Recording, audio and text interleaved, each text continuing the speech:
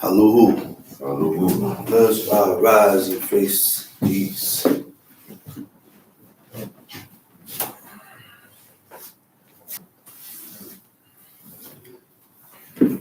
Shadala Henry Abotenu, Abiara Mami Iskara Biako, Atabados, Weshemeka Quados, Baru Shemeka Lonam Pae, Weshana Bene Israel, Shabbat, So Shabbat, Durutam, Bengola, Beni Bene Israel, Tinola, Kisha Shekami Masada, Shaddai, Wa Shamaim, where Taharis Ubayom must be Shabbat, Wainafash, Baruch Shemeka, Baruch Yemeneka, Baruch Tulateka, Baruch Dushateka.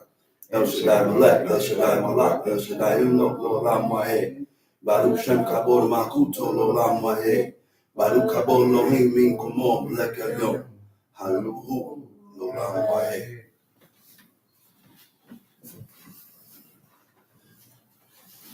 First of all, I'll give all honor and praise to the God of Abraham, the God of Isaac, the God of Jacob, the great, mighty, revered God, the Most High God, who bestows loving kindness, possesses all things, who remembers the pious deeds of the patriarchs, the Most High, slow of anger, great in kindness, forgiving iniquity and transgressions, but who will by no means clear the guilty, visit iniquities of fathers upon the children to the third and fourth generation. The Most High's work is perfect, for all his ways are just, the God of faithfulness, and without iniquity, just and right is he.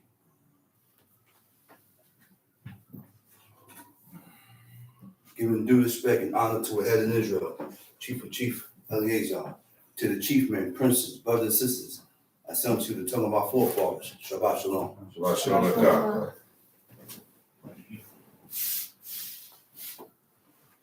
Another great day, another day to be desired, and we're supposed to observe this day with pleasure and desire and the will to want to serve God and keep his laws, acknowledging his statutes, fulfilling his commandments. Why you will have this desire? Why would this be your pleasure? Why will this be your desire? Why? Because this desire doesn't happen overnight. See, I can only practice and work on myself. I can't work on you. I cannot work on you. You all have to work on yourselves.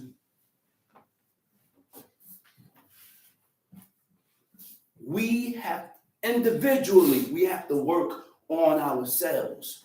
But in order for you to work on yourself, you have to acknowledge and say, well, I need work.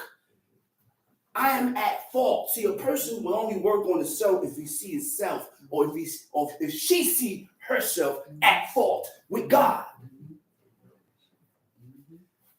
He or she must see his or herself coming up short with God. That's right. For the person to work on himself. And the only way to work on yourself is by reading this book. It's the only way you're going to work on yourself. But people don't work on themselves, and they don't use this book to work on themselves because they don't believe the book. They don't believe nothing in here. And when they read certain things and hear certain things, they question it. Why? Because their belief is this minute. It's so small. We realize that God didn't give us an explanation for everything. Do we realize that? He says some of the things is for man to know, but the secret things belong to God. Stop looking for an explanation for everything that you read. If you don't see it there, leave it as is. Why we keep adding on to what we read to the book, man? And this is why people don't practice in the laws of God, because when you practice in doing these laws, it will become habitual. Anything you practice becomes a habit. Anything you practice becomes a habit. That's why it comes naturally. without thinking. And then you want to, oops. Wait, first of all, I have to acknowledge that what I'm doing and what I'm saying is wrong. For you to stop it. In order to stop something, I have to acknowledge that it's wrong. Yeah. That's why this keep being a recurrence. That's why it keep being repeated. That's why you keep doing it over and over. You keep repeating the same thing. After how long? After so many years? Because whatever you're doing, it must be a part of you. And you can't let it go. It must be a part of you, and you can't let it go. We need to realize and recognize what I'm saying. You, we, us, we need work on ourselves. Work. And the work is never ending. Because wickedness was sown in the heart of man since the day that Adam ate from the tree of knowledge of good and evil. There was nobody else. Take this fictional, what does he call it? Folklores. Folk legends came up with these things, but there's no historical fact that there was anybody here besides Adam and Eve. So people want to be smart and think you know it all. You think you know more than what God said. God said, I created Adam from the dust of the ground. And he saw that Adam was lonely. He perceived that Adam was lonely. Which means, look, this is a God considering flesh, considering a creation, something that he created. And he's considering him. That's the way of the righteous. That's the way of the righteous. Another example. Saul, he said, let not Jonathan hear this, lest he be grieved. I don't want to grieve him. Because I know Jonathan is digging David. And if he hear this, it's going to hurt him. That's righteousness. So it's nothing wrong with God considering Adam. He said, man, there's nothing wrong with that. That's righteousness. There's nothing wrong with a father considering his son. He said, I ain't going to let him hear this because he's going to grieve. I know my son, he's digging this guy here, man. At this point in time, Saul knew he had an evil spirit on him. Saul knew he had an evil spirit on him. Why do you think he called for David to play the harp? To drive away that evil spirit. Saul was just cut off from conversation. That's it. Communication. Just like Cain. Communication. That's it. But those men are the saints and the elect and the chosen ones of God. Chosen, elected. So it behooves you to read the book and learn the ways of these men and follow it so that you also can be chosen and elected of God. That's how you learn. That's how the woman learned how to be woman. Follow the ways and the customs of the woman in the book. If you follow in any other way besides what God prescribed, then hey, I don't know. We're going to go into Genesis chapter 6. We're going to go into Genesis chapter 6. See, like I said, in order to be better with God, I got to acknowledge that what I did was wrong. And when you acknowledge for something to be wrong or something that you did was wrong, you don't repeat it. You don't repeat it. You don't go back. But we continuously went back with God. God gave us the format, gave us the standards. He said, listen, he said, keep my laws and live. And this is the only way you will remain in this land. If you keep my laws. But if you go against my law, the land is going to spew you out. And you know what's the main thing? He said, and I will punish you 7 times more than what you did. It's going to be greater than what you put out. It's going to be greater than what you put out. And this is why the so-called black man, or black man, that's why the black man went through so many things in life, period. So many things. And people say, oh, well, why God? Don't question God. God had his reasons why he did what he did, and we deserved it. Yeah, we deserved it. But the people don't want to acknowledge that. I guess you're condemned. Only a condemned person won't acknowledge these things. You know, condemned people don't acknowledge and see what you see. A person that's condemned is not going to see and acknowledge what you see. You know why? Because you ain't condemned. And God has put the wall over his eyes, and he's putting a guiding influence to guide him away from God, guiding him towards the ways of destruction. Make him lean towards it. Make him incline to these things. You know, the first way of acknowledgement is the voice. Is to voice it. Say it. I want to hear you say it. I don't want to have to force you to say it. Because then you're being forced and it's not really acknowledged. It's against your will. I want to hear you say certain things to confirm your belief that this God exists, the creator of heaven and earth. You got to voice certain things. And when you begin to voice certain things, you will begin to change your ways.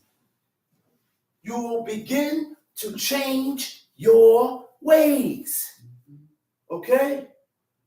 You know, there's a rule to acceptance. When a person accepts, right, you will begin to recognize what God said to be facts. You will begin to recognize what God said to be facts. You will not question or have second thoughts about what God says. Why? Because when we question these things, because we don't believe. Because we don't believe. And that's why we question these things. Okay? Let's go to Genesis. Let's go to Genesis chapter 6. Genesis chapter 6. Uh-huh. And it came to pass, okay, when men began to multiply on the face of the earth. And it came to pass when man began to multiply on the face of the earth. Okay? Now, that was the commandment that God gave to who? All living. All living. Multiply and replenish the earth. Right? All living. Right? Where's that part that we say that was when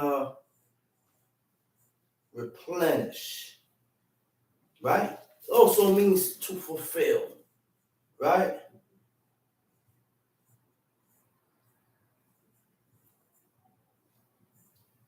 That was the command that God gave to everything that is living. Okay? Go ahead, read.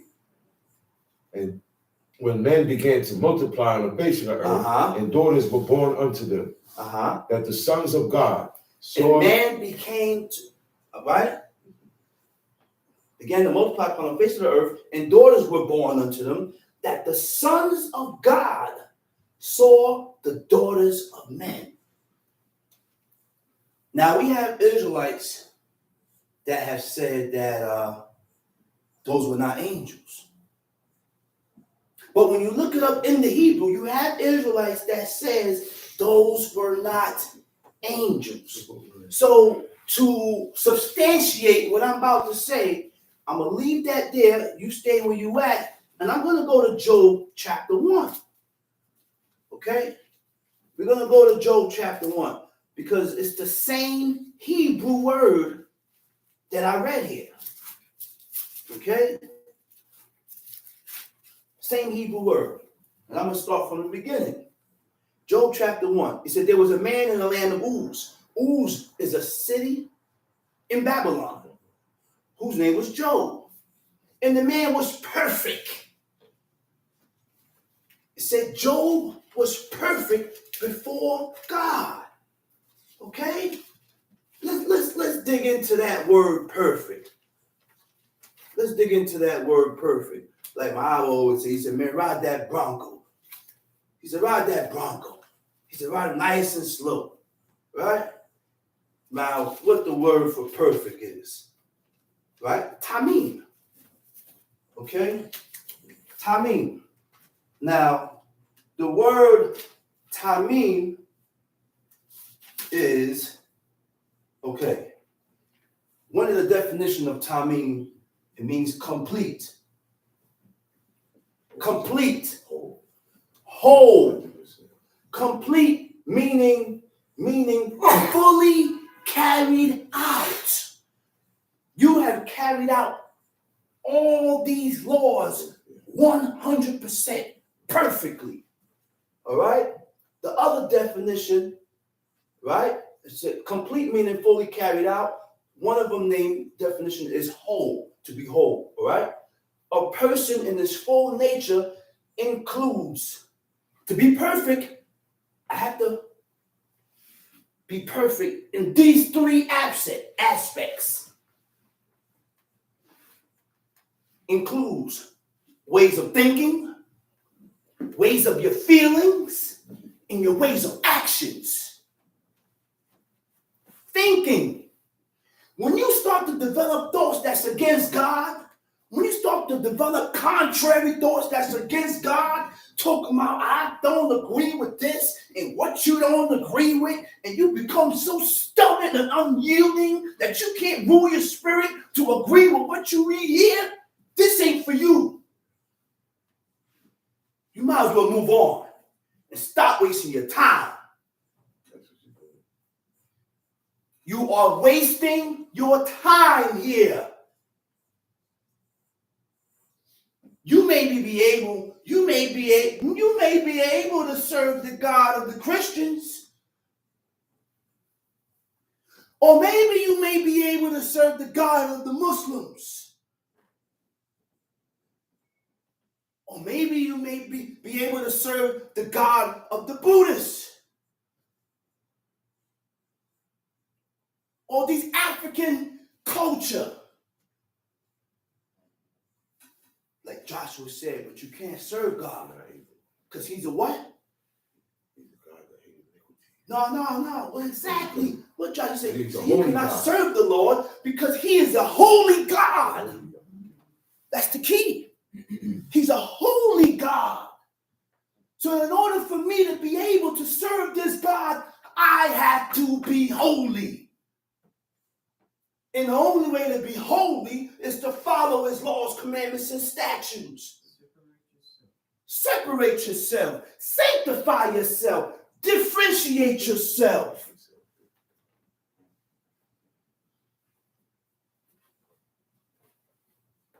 Feelings goes into your emotions. How you feel. But how you feel don't count. How God feels. You know, God don't delight in disrespectful children and kids. Neither does the pious or the righteous ones. Because there was a time where a prophet named Elisha, he was going bald naturally. He was losing his hair. He never bald his head. And nobody can come to me talking to me about this book and you got a bald head. And none of my forefathers had bald heads. And nobody can come to me and talk to me about their book and they all shaven with goatee and everything cut off. Because our forefathers didn't present themselves before God like that. The man was going bald naturally. So he's going up. And rebellious children told Elisha, "Go up, thou bald head." And you know what the prophet Elisha did? While he was walking, he turned around, looked at the children, these 42 of them, and he cursed them in the name of God. And a she-bear came out and tore 42 of these rebellious children up. You crazy? You think I'm going to sit here? And why I said that is because that's an example. I gave that for an example. What not to be. Children. Because we got children in here. Children.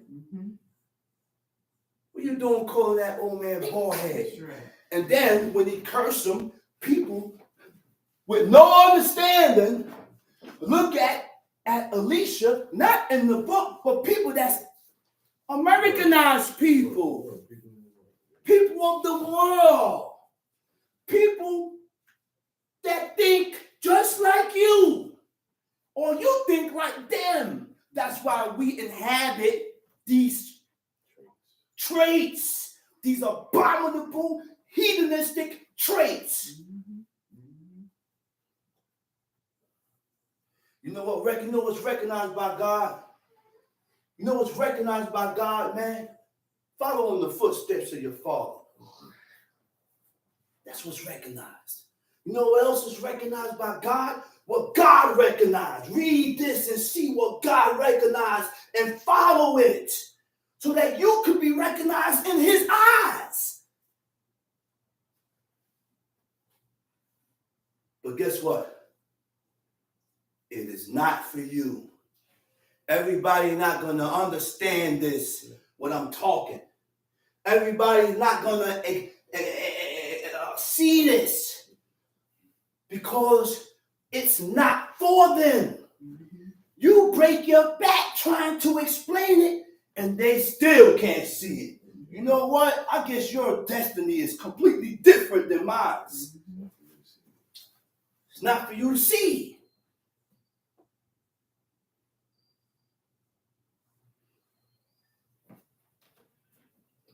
Actions. The things that you do must be accepted of God. The things that you do must be accepted of the Creator. If it ain't accepted of God, I can't accept it. That's it. That's it. If it ain't accepted of God, I cannot accept it. This is a day where people get told about themselves. This is a day that people get shown where the wound is. This is a day where people get shown where the sickness is. And it's up to you to take the remedy to heal yourself. Okay? It's up to you to accept the healing. Accept this and heal yourself, which means change. Change to bend to the will of God. Right. Bend. Make yourself bend. Because the spirit in you don't want to bend. The spirit that's in you don't want to bend. the spirit that's in you will remain upright and stubborn. Bow yourself before the Creator and accept His will. Bow yourself before the Creator and accept the fact that everything that I was doing was wrong. Bow yourself before the Creator and accept the fact that my thinking pattern is warped. What's wrong with y'all, man? You think you could go on in your life the same way you is now and think God's going to accept you? You can't go on in your life the same way. It's either you're getting better or you're getting worse. It's either or. There's no in between. Either good or bad. Righteousness or evil. That's it. That's it. All that other stuff, all that rhetoric stuff, I have no patience and have gotten, as life go on, more weary with stupidity and foolishness that is against what I read here in this book. Because I know for real, I know for a fact that this exists. That's right. Everything in here that I read about exists and is facts. So you want to go on in your life not believing in God, then you get away from me. Man, woman, children. Because guess what? My love for God is greater than all.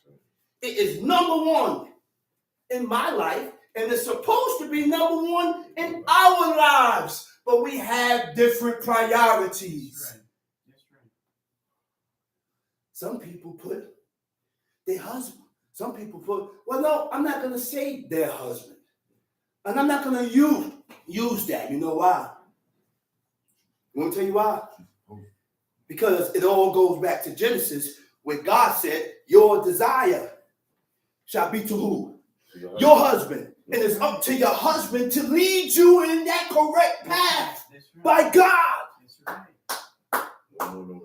No more, no less. There's no ifs. There's no ifs. There's no buts. Tom Street. Verse 2. Uh-huh. That the sons of God saw that the sons of God. Okay, time out. I done forgot where I was going. I done forgot where I was going. Okay? So now, I wanted to explain to you why it said the sons of God. Okay? So, okay. He said Job, and the man was perfect and upright. You know what upright is, man? Uprightness, or a person with uprightness has a conscience. A person with uprightness has moral rectitude. What is moral rectitude? Principles, okay, conforming to a standard of right and wrong, of right behavior. Principles. A person with upright has principles. What is principles? Habitual devotion to right principles. Habitual meaning it has grew on me. It has become a habit because I'm doing it over and over, over and over. And in order for you to change, it may take you to hear something over and over. Right. Well, why you keep saying the same thing over and over? Because you keep violating it. You keep violating it. So, and you keep thinking this way, and you keep moving in a manner that God hates, so I have to repeat it and go over it like a rolling axle. I gotta drill it in your head that this God is God. I gotta drill it in your head that God only accepts this. I gotta drill it in your head that God despises this. I gotta drill it in your head. But a person with a stubborn and unyielding spirit not going to accept it. You could tell the person over and over, and they still won't accept it, for crying out loud. Those type of people are not accepted of God. You not wanted. You ain't wanted, man. Why do you think Ezra separated himself, man? Why do you think Ezra separated himself from his wife, from his children, from the people, because he superseded and went above the limit. He transcended, and God saw fit. He said, man, you have transcended above. You went far and beyond man. He said, nah. He said, you can't live here no more. Took Ezra and took him up. Ezra, Malachi, Enoch. Those three men are still living. Elijah, Enoch, and Elisha. No, not Elisha. Elijah, Enoch, and Ezra. Those three men are still living. They have not tasted death. You know why? Because they superseded. They went far beyond. He said, there's nobody else coming up. Nobody else coming up. And guess what? God said nobody else is coming up after Elijah. But this guy, Ezra, man, he crashed the party. He crashed the party. So the things that he was doing, couldn't deny him. Amazed God. God drew God's attention to me looking at him. This man spent the rest of his life adversing and conversing with angels. Conversing with angels, man. You want to touch something like that? You want to mess with something like that? Conscientious. A person with a conscience has feelings of obligation to make right that which was done wrong. You gotta feel guilt. If you don't have guilt in you, you're not sorrowful for what you did or what you said. You don't care. And you don't care. That's right. You don't care. All right? It said, no. Now, Job was perfect and upright, and one that feared God. He was afraid of God. That's why Job was perfect and he didn't sin, because he was afraid. Fear means to be afraid. That's why he was perfect, because he was afraid of the consequences of what will happen if I violate the commandments of God. If I violate his laws and his statutes that God has set forth. He said, you fear God and eschew evil. Eschew evil only means to turn away. Turn away from the things that is unlawful. But in order, again, to turn away, I have to acknowledge that it was wrong. I have to acknowledge that it was wrong. And that's why you don't see no changes, because people have been stuck in their ways. You don't see what Jeremiah said? He said, can a leopard change his spots? So one that is accustomed of doing evil, can he do good? No. And in order to do good, you got to have good in you. That's right. You got to have good in you. Yeah. Hey. The only thing that we are supposed to recognize as good is what God said is good. The only thing that we are supposed to recognize what is evil is what God said is evil. Right. You don't know nothing. That's right. I don't know nothing. We don't know nothing. We know our own ways, and we know our own stubbornness of our own heart.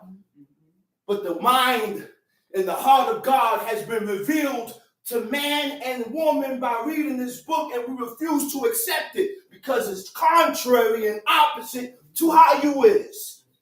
It's contrary and opposite to how we is. So now we got to reprogram ourselves to accept the things that we read here and put it to use. Make yourself accept this, man. You got some stubborn men and women today, boy. Read the book, read certain verses in there, disagree with it, and they stand to it. And then on top of that, because they don't want to agree with it, they don't want to hear it. That's right. I don't agree with it. I don't want to hear it. Please. Okay, good. Stay there. Stubborn. Listen, you stay right there. That's right. Okay? Stay right there. Okay. And there were born unto him 7 sons and 3 daughters. Job, right? He said his substance also was 7,000 sheep, 3,000 camels, 500 yokes of oxen, 500 she-asses, and a very great household. The man was rich. You got all that cattle? The man rich. He got it. Right? It said, and his sons went and feasted in their houses, everyone on his day. You know what they was doing? Birthdays. They was doing birthdays. But guess what? Only 2 people I read about recognizing their birthdays. Pharaoh and Herod.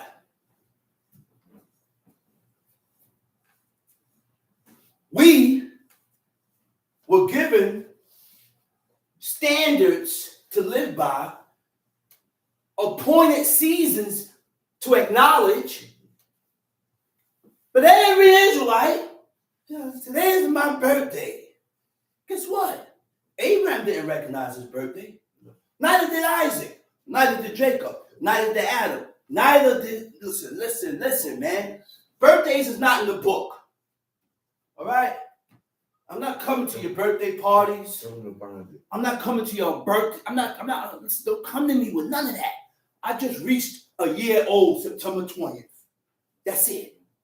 I just reached a year old. But I'm not going out looking for somebody to give me no gifts, going to party. I don't want to hear none of that. You know why? Because in order to be sanctified or holy, I have to be different. What you celebrate, I don't celebrate. Right. What you acknowledge, I don't acknowledge. Do you know the high and holiest day in witchcraft is one's of day's birth?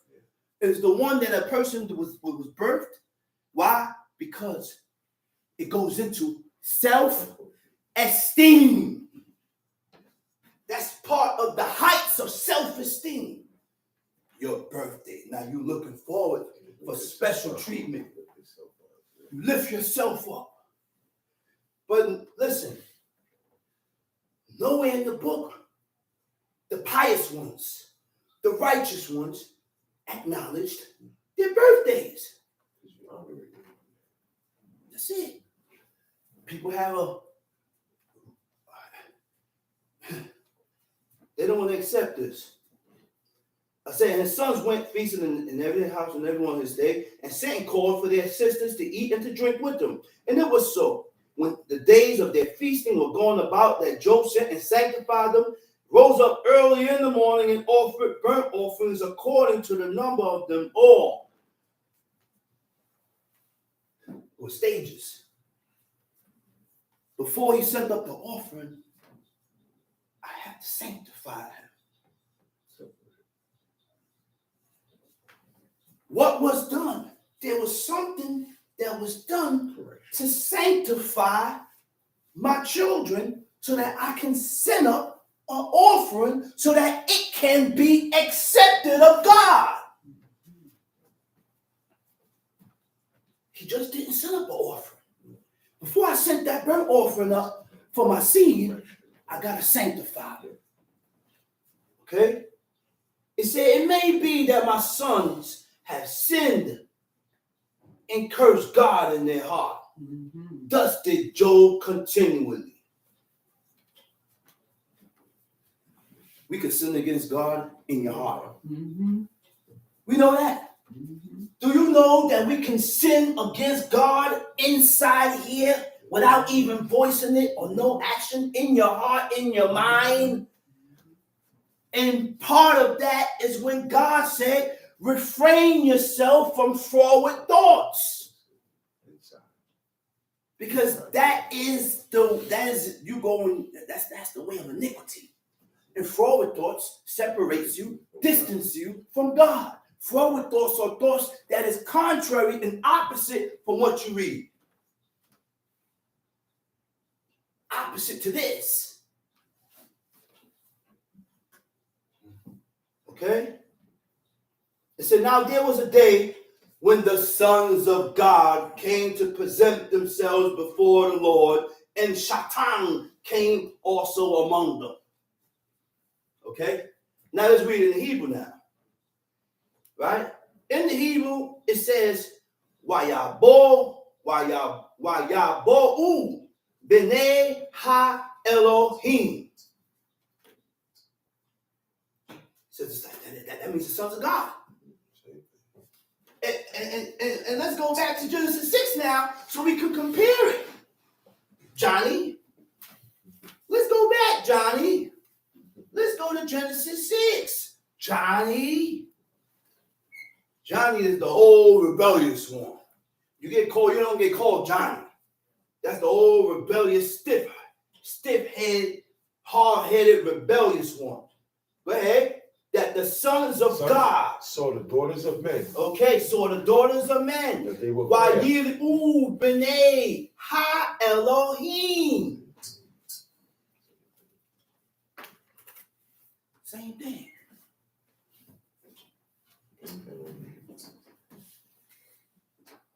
But people say those was not angels. So what were they?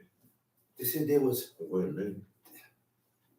Men was already here. They said they took the daughters of men. So men was here already. They said why would God say that they took the daughters of men when men was already taking daughters? These was a special kind of men. That came, evil angels that came down in the form of men. You trying to tell me that evil angels can't take the form of men? Yes, what about the angel that appeared to Manoah's wife? Okay. She said he had a fierce countenance. What about the angel that appeared to Abraham in the field?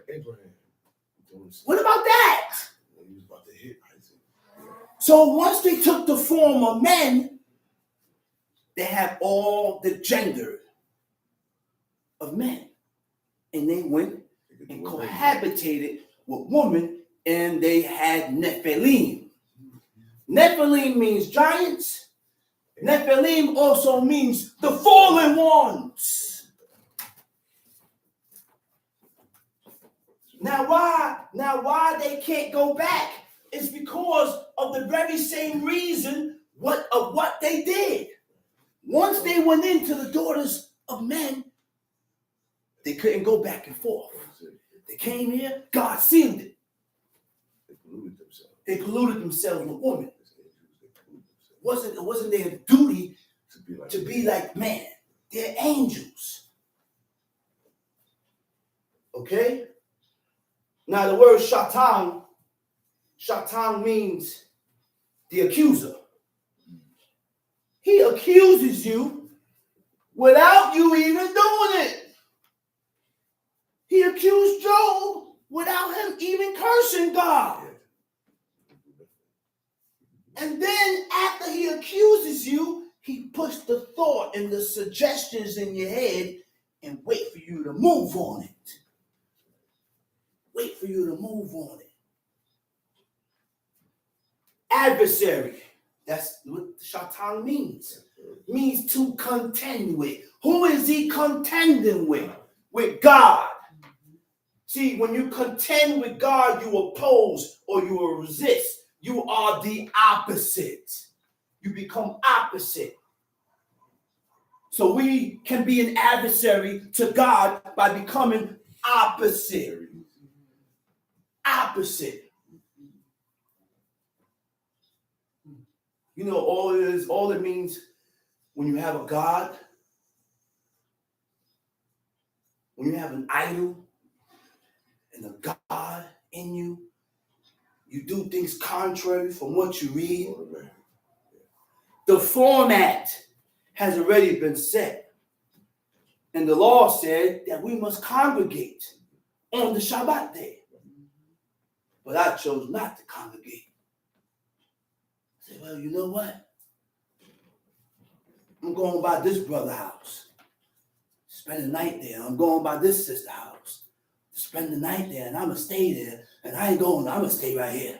Man, get your butt to a convocation, man. You that strung out. You that strung out.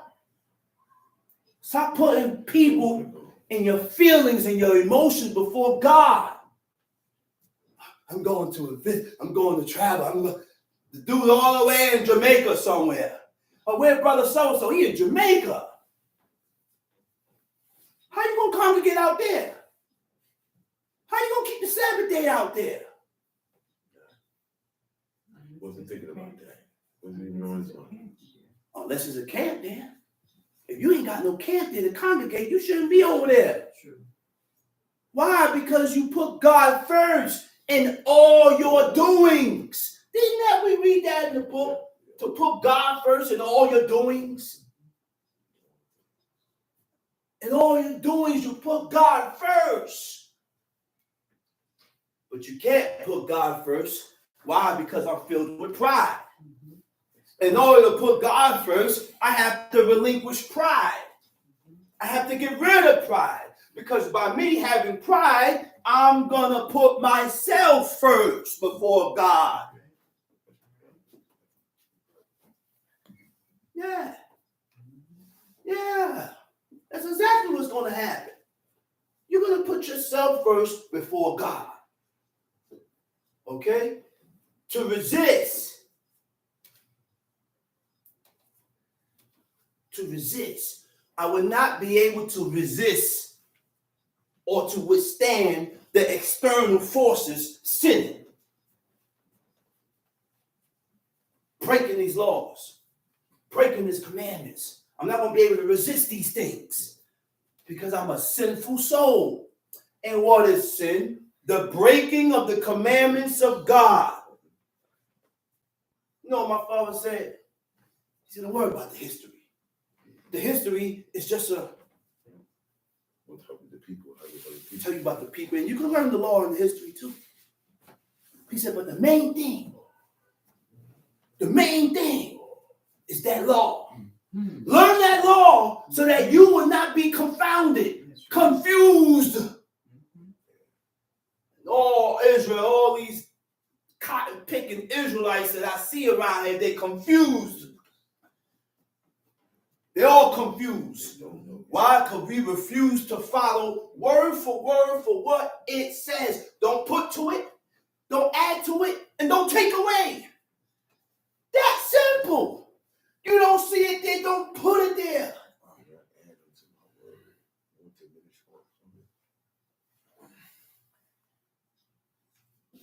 You ever read about science in there?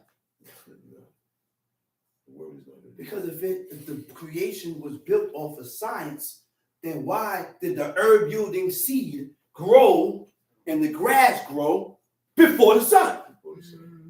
It grew first.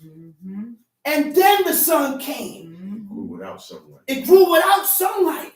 So that you can't say photosynthesis and come with all these crazy things to take away from the power of God. Recognize one thing. God, the creator, had the power of the spoken word. And when he said something, he spoke it into existence. There was no land and there was no earth before God said, let the dry land appear. And notice one thing, when God said, let the dry land appear, it wasn't the world. No. It wasn't the world. Which means it was a specific location, a specific spot. And guess what that spot is? The Garden of Eden. When man ate from the tree of knowledge of good and evil, then everything else, they got banished out. And then things start to spread. Now land has been discovered. Elsewhere, it was just land here. There was no America.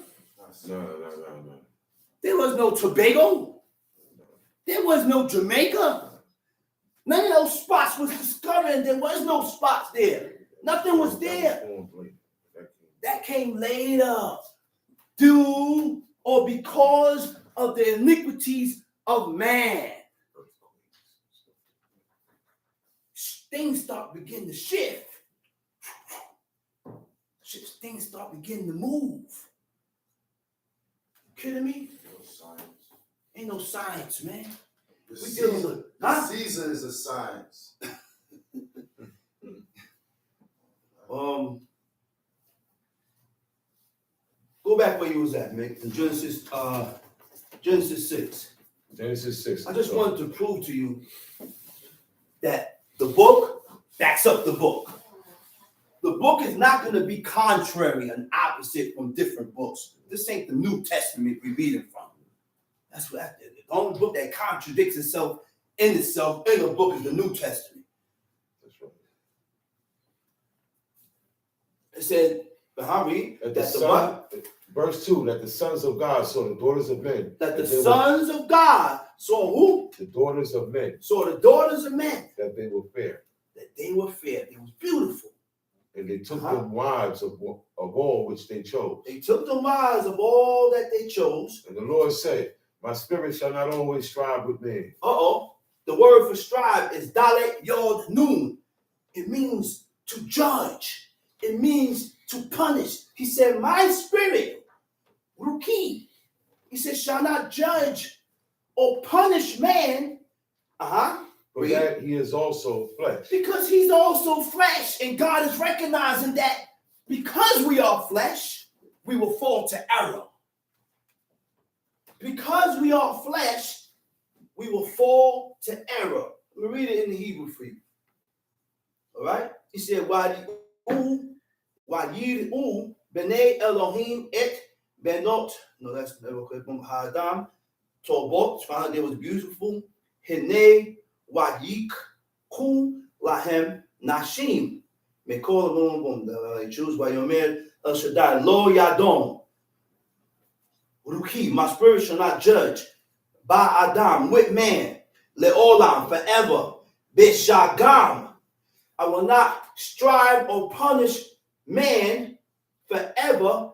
But Bishagam means in his error, in his mistake. He said, because he is but flesh.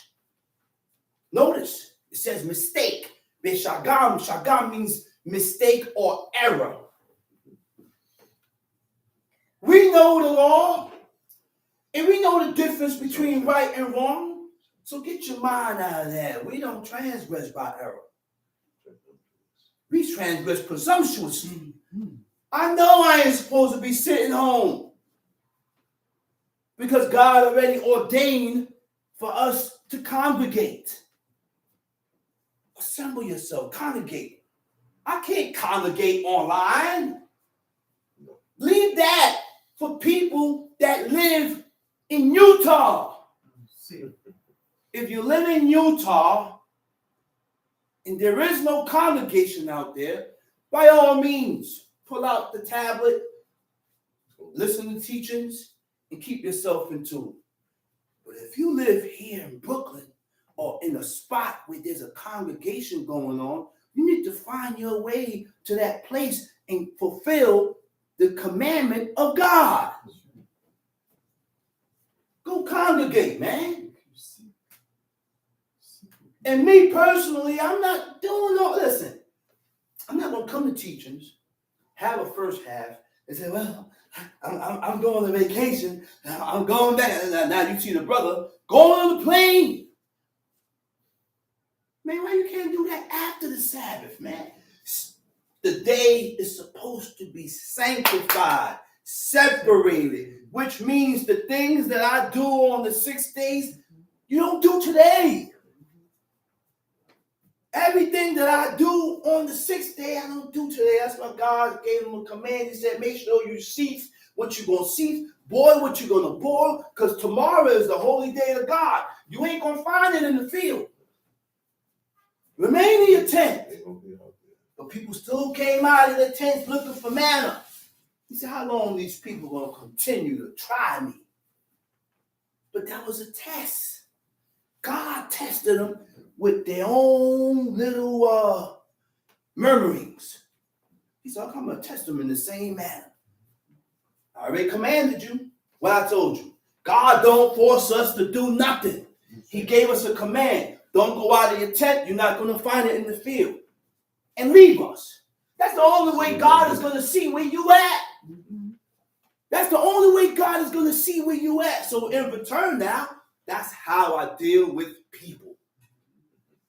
I show you the law, tell you the law, show you how you should be, and then I step back to see how long it's going to take for you to move on it. And then once you don't move on it, now I see, hey, time to rule. Time to put your foot down. Because these things are there. One thing you need to realize, your mind is made up to serve God. Their mind's not. Your mind is not. So you can't, I'm still going to put forth put it out there to see if you move on it. Now you don't move on it. Now I got to step in. That's right. Now I got to step in. Listen, don't do this no more. Here I come. This got to get done. Yes. Here I come. This got to happen here. That's right. Here I This come. has to happen right now. Yes. Right. Right now.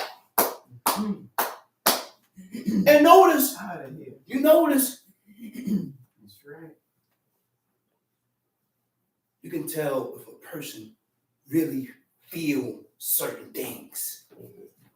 When a person feels certain things and he's into certain things, it's going to bring a certain, it's going to show in his speech. And then people look at you and say, you angry? You mad? No. They looked at Paul and he said, man, you're so angry. No, that's just the zeal of God. Zeal. Right. That's right. And that's what brought forth anger. It's like, oh, Yeah. that's what brought it out. That's why people separate themselves. Because they couldn't match his zeal and his commitment to God. It's like a fire, man. Yeah. These are not soft words. He said, my word is like a what? It's like a hammer that breaks. It's like a sword breaking pieces. These are hard words. And you follow these laws, commandments, you will be a hard man or a hard woman. You know, see, you talk about the woman. He said she gathered up her manly stomach. A woman gathering up a manly stomach. That was Hannah. A woman. So we read about certain women that had that zeal for God too. But guess what? You're not going to get that without your husband. The husband is the one that showed her. He left them strength, left them strong. Strength. He left them strong. Look at the sister in the Maccabees. This woman had how many sons? 7 sons. And they were compelled to eat swine flesh. They were forced to eat swine flesh. And those 7 boys, and with the mama, chose to die. Mother told them, die like men. And then what else she said? Die like men? She said, we're going to what? We're going to see each other That's again. what my father told me. Okay. That's what she said. She said, we're going to see each other again. That's what I told me. Right. I said, walk right. Walk right with God. We're going to see each other again Facts. beyond the grave. Yeah. He said, we're going to see each other again. Beyond the grave. But people think it's a joke. It's a joke. And that's why your feelings are not stirred up. That's why you haven't stirred up your feelings and push yourself to do these laws. Because believe me, it don't come easy. You gotta push yourself first before God assists you, before you begin to get the assistance of God. Ain't no joke, man. This is not no joke. Every day of my life. That's why God said, read it. Read it. Take years. Yeah, it take years to develop that fear. God said, you're going to develop it. Just do what I tell you. Read this law every day of your life and glorify my name. How do you glorify God's name? Prayers. That's right. Yeah. Do you know there's a connection that happens with your spirit when you pray? There's some type of connection. I forgot the explanation, but it is a connection. There's an emotional connection between you and God. Your spirit get linked. Prayers. Incline your spirit. Y'all taking this thing here for a joke, man. This ain't no joke, man. This ain't no joke. Get serious with God or die. That's it. That's it, man. And the righteous accept death at any time. At any time. Why you think the man, every man said, man, I'm ready to go, man. He said, there's nothing left here for me. So you don't belong here. I don't belong here. So I'm ready to go and meet my God and lay up in my chamber and rest like the holy and righteous man in the book and wait on the Lord. The holy and righteous man in the book, he said, man, how long shall we hope on this fashion? How long are we going to be here? He said, you see the womb of a woman? He said, I compare the womb of a woman to the grave. There's a set time where the grave is going to release you. And you're going to come up and you're going to live again. That's only toward, we are in the end. That's later on. When God creates, he's going to destroy this whole earth and create a new earth. And then he's going to circumcise the heart of your flesh and make you do good. That's all you're going to be doing. That's all we're going to know. There ain't going to be no more evil. Ain't going to be no more violence. There ain't going to be no more iniquity. That's when your son will be able to play with the snakes and not get bit. Baby can sit down. That's right. But I know one thing. I must be righteous. I must be like unto the men in the book, so my righteousness can protect my son. If you love your son, if you love your kids, you will live upright so that your uprightness can protect them. That's what God said. I said, that's what God said. And he will also visit your sins upon them. Vice versa.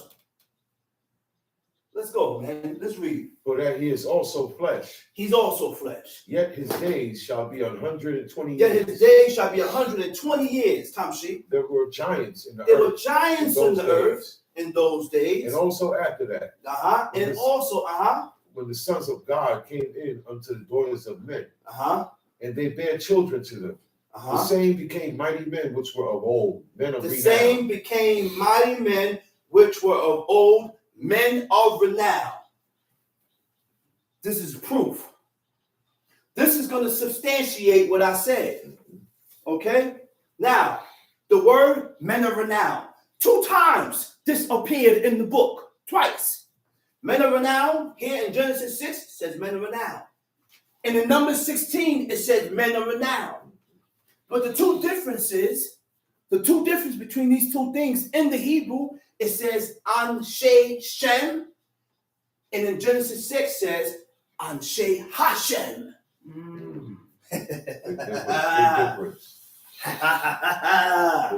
So now people want to say, read the book in the Hebrew, and then you will see that these men were angels.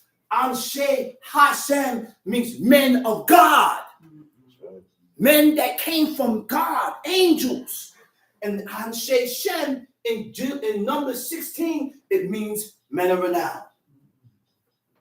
Chiefs, princes, and officers, those are regular men. But Anshe Hashem were not regular men. They look like men. They looked like men, but they wasn't regular. Because these angels came down in the form of man. They were still angels, and they had their angelic powers. But what limited them was when they went into the daughters of men. Now they limited. Now you can't go back. And those men, guess what? I'm going to tell you something. That's not here. Those men didn't die. Those are angels. So what God had to do? Do you know that they were able to switch back into angelic spirits, but they can't go back? God sealed them. They were binded somewhere and sealed somewhere to where they can't run around and roam the earth no more.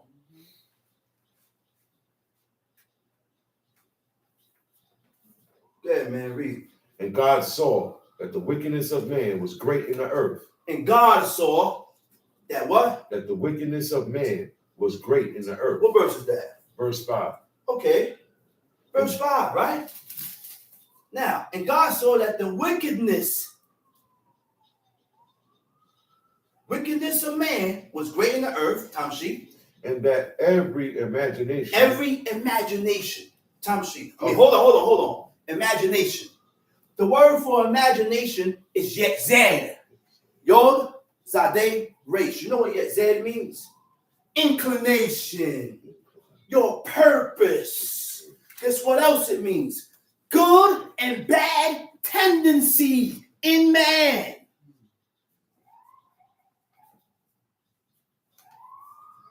So what is your inclination? What is your purpose? And what is your good and bad tendencies? Because we all have good and bad tendencies. You keep the good tendencies and you throw out and you relinquish the bad tendencies. It's not rocket science. It's only rocket science to a person that don't want to change and be better with God. That's what it is. I don't want to be better with you. With me being better with God, I'll be good with you. That's right. Automatic. Inclination, purpose, good and bad tendency. Let's dig into the definition now. My father also taught me when you're reading a book, make sure you have a dictionary. A good dictionary. My dictionary is from old dictionaries. These new dictionaries, revised, new meanings. You need to dig into those 1900s, 1800 dictionaries that goes into the term and the definition and the real meaning of words. So you have a Hebrew dictionary and a regular dictionary. Purpose, right? A purpose means to propose as an aim to oneself. What is your aim? What is your goal? What is your aim and what is your goal? I know some people, their aim and their goal is to be rich, to be better in life, to get them 2-3 houses. I want 2-3. Vanity. Vain. We are vain. I'm vain too. But guess what? Make sure that the vanity that you have in you doesn't conflict and get in the way of you serving God. That's right. Relinquish and erase vanity. You cannot serve God being vain. My aim, and I have to drill this in my head. Because when you drill that in your head, then you'll start being better with God. You'll start doing good with God. You'll be more on point with his laws. You'll be more close to God. You'll be more on point with God. You'll be praying more. You'll be pushing up in his laws more because your aim is to be good and your goal is to get good with God. Everybody's aim is different. Everybody has different goals. The righteous have one goal. Inclination.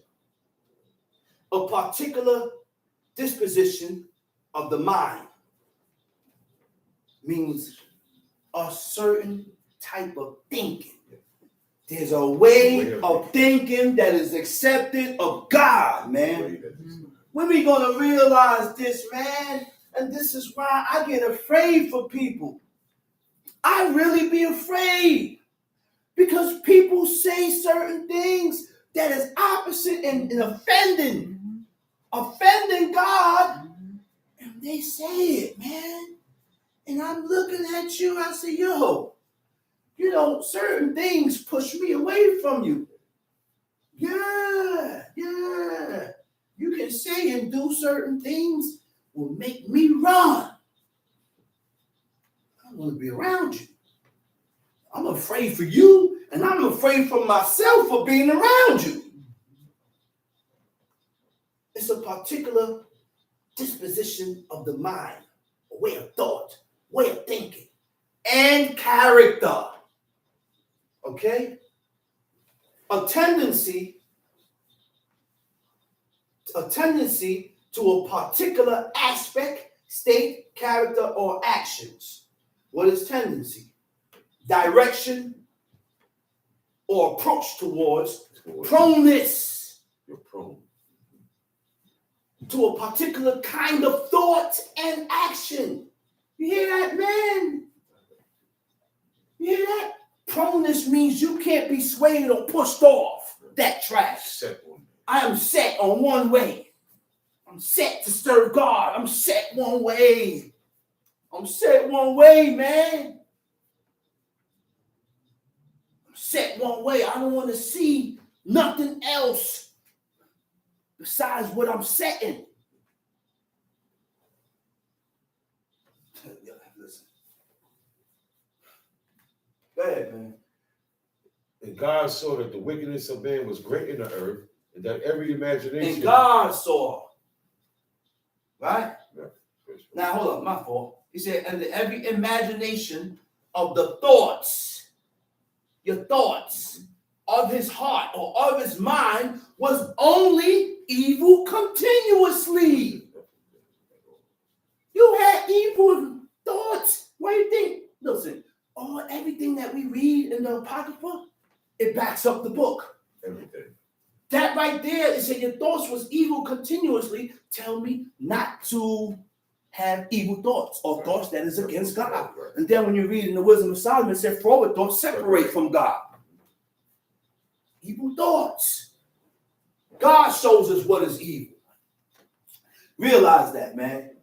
God shows us and tells us what is evil. Don't tell me something is evil when God never said it's evil. It's evil to you. Maybe you look at it as wrong. Maybe you look at the person and say, oh, he shouldn't have said this, or he shouldn't have did that. God didn't look at him as wrong, and that's what counts. That's what counts.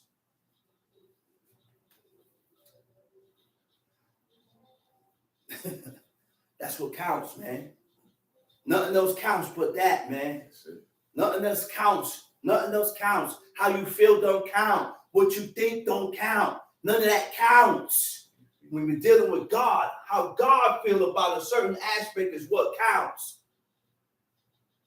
Tom Street. Verse 6, and it repented the Lord that he had made man on the earth. And it grieved him. And it repented the Lord that he had made man on the earth. You know what's the word for repent, man? Nun chet nakam. Nun chet memsofi.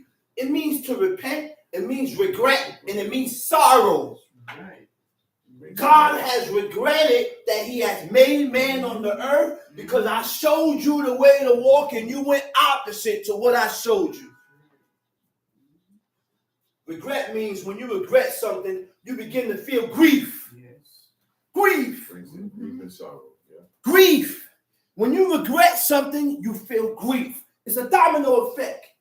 You feel grief, an emotion of disappointment. That's right. An emotion of disappointment. You know, you hear parents say, man, it would have been better for me not to have no children. No, you hear parents say that? That's right. It would have been better for me not to have no children, man. That's right. None. Yeah, parents say that. You may not say that because you don't put your children up on standards and you don't have standards and rules for the child to live by. You know why people and parents today don't have standards and rules for the child to live by? Because they say that they are their own man. He has decided wherever he wants to go, whatever he or she wants to do.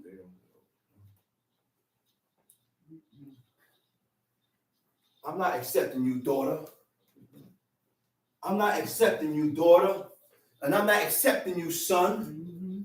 Once you're going against what God said. Once you're going against what God said, I cannot accept you. Because if God don't accept you, what makes you think I can't accept you, man? No. Okay? Tamshi. No, hold on. Grieve. Ayin zadeh beit. Azab. Now, grieve is when you will be filled with sorrow. When you're feeling grief, you become sorrowful, which brings disappointment. Okay, go ahead, read. Now that's why God was disappointed. We let God down. That's why he said, man, I regret it. I created man on the earth. I regret it, man, because they turned away from the way that I showed them and started living opposite from what I showed them. He said, so now I regret this, man. I regret. Go ahead, read. And it grieved him at his heart. Grieved him at his heart. And the Lord said, I will destroy man whom I have created. And the Lord said, I will destroy man. The word for destroy is macha. Min chet hey. Macha means to wipe out. Means to blot out. It means to erase. Destroy. Exterminate. Utterly destroy. From off the face of the earth. Both man and beast, creeping things, everything. Fowls of the air. Or it repented me that I had made man. I regret I made man. Tamshi. But Noah found grace in the eyes of the Lord. But Noah means rest. Noah. And he was the only one in that generation during that lifetime that found grace and favor in the eyes of God. The only one. So what is grace? Came. Chet noon. Grace, when you have found grace in the eyes of God, you start to get special favors. What was the special favor that Noah got? He got delivered from the flood. And there is proof that there was a flood because guess what? Archaeologists found seashells on the highest mountain. What mountain was that? Ararat. Mount Ararat. Yeah, you forgot? Yeah, they said that. They found seashells, man. Yeah. People grow wine. They grow vineyards in that area because they say the soil is very, very, very fertile. Say that again and say it louder so the people can hear you. People who own wine, like wine companies, they grow their vineyards in the Mount Ararat area because it's very fertile. It's very fertile. in that area. That's right. And the ark. That's right. And the ark was up The there. ark is up there. It's up there. Whole area, They had that to- whole land. They had to climb down from the mountain. Seashells It's big. were found on the top of that mountain. Amen. So if that's not enough to show and prove that the book is facts, there's something wrong with you. I guess your destiny is to be destroyed. Your destiny, you as a person, you cannot, you're not going to be accepted of God in that manner. Okay? So now, where was I at? Okay, grace, a special favor. It means approval. God has approved of Noah. The only way to be approved of God is to follow after his laws, commandments, and statutes. That's the only way to be approved of God. Only way. Grace, unmerited divine assistance for his regeneration or sanctification, a virtue coming from God. That's the divine assistant. That's God. That's God. He's the only divine one. He's the only divine one. That's the Most High. Yeah, help. That's right. He said Noah found grace in the eyes of the Lord. These are the generations of Noah. He said Noah was a just man. The word for just is Zadik. Zadeh, Dalet, Yod, Kuf. Zadik. Zadik means pious. Okay? The pious one. Zadakim. Oh, Zadakim. Pious. Pious means devoutly. To be devoted or devoutly. And when you're devoted, you're fully committed to God. You have this person that is devoted to God has 100% commitment to the Creator. Right. And when you're 100% commitment to the Creator, nothing else get in between that. That's right. Nothing else get in between that. I can only speak what I read here. You want to get angry from what I'm talking about here, then you get angry. Just means you're only headed in one direction. That's right. All right? He said Noah was what? Just man and perfect. The word for perfect is tamim. Tamim means complete. Complete meaning fully carried out. Innocent. Faultless. Whole. The example for whole. I'm going to give you this example. I like talking about this example. I like saying this example. Whole. The apple is not whole anymore until you took a bite. After you done took a bite, it ain't whole no more. It's not complete. It's not complete. And then what happens to the inside of the apple? It begins to sour and get rot and brown. That's the spirit. I compare the whole apple to the spirit of man. When we sin against God, our spirit becomes corrupt. Our spirit becomes corrupt and more determined towards the things that is unlawful. All right? He said Noah was a just man and perfect in his generation, and Noah walked with God. He didn't walk with God like side by side, not physically, but when it says to walk with God, to walk or to go with God, it means to follow a certain course or procedure that is set up by God. That's right. So the course and the procedure that God has set up, we read about it here. It's the only spot where we read about the course and the procedure that God has set. So why do we do things that is out of course? Why do we do things that is out of the procedure that God has set up? Why?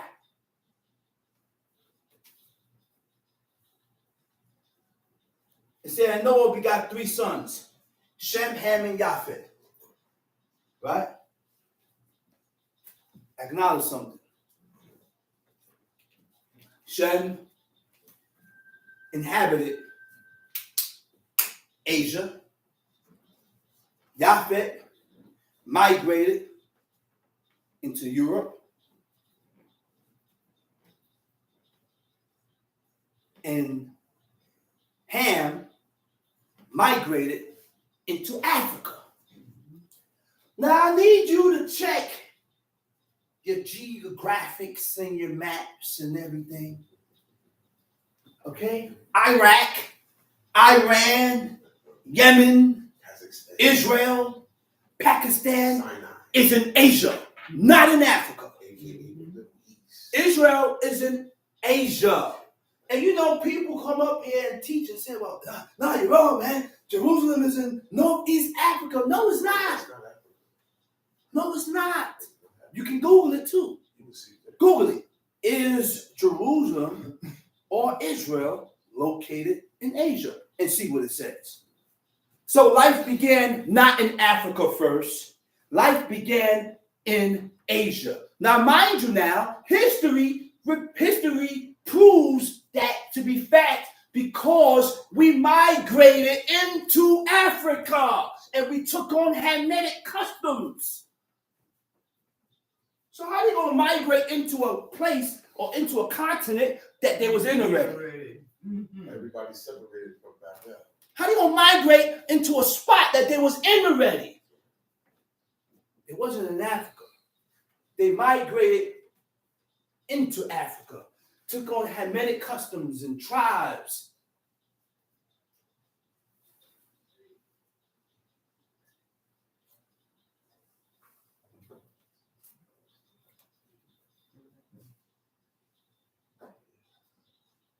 He said the earth also was corrupt. Right? The earth was also corrupt. Corrupt meaning shakat. It means ruin. Also means corrupt. Now, how do you determine who's corrupt or from what is corrupt? When you're corrupt, you change from what God has set up. You change from what God has set up. And everything that God has set up, we read about it here in the book. And we corrupt ourselves by going against the things that God has set up. To ruin means to damage irreparable. To damage irreparable. Irreparable. What's the opposite of irreparable? Repair. Yeah. Right? It's to make repairs. And when you're making repairs, you betake oneself. You betake yourself. To betake means to commit yourself to God. Okay? To return and make good with God. Right? We wasn't doing that because we was already corrupted. We were already corrupted. We corrupted ourselves by going against the will and the things that God has set up. Right? Now, he's saying God looked upon earth and behold, it was corrupt. All flesh had corrupted his way upon the earth. And God said unto Noah, the end of all flesh is come before me, for the earth is filled with violence through them, and behold, I will destroy them with the earth. Make thee an ark of gopher wood, room shalt thou make in the ark, and shall pitch it within and without with pitch. And this is the fashion which thou shalt make of it. The length of the ark shall be 300 cubits, the breadth of it 50 cubits, and the height of it 30 cubits. That was a big ark. It was compared to a submarine.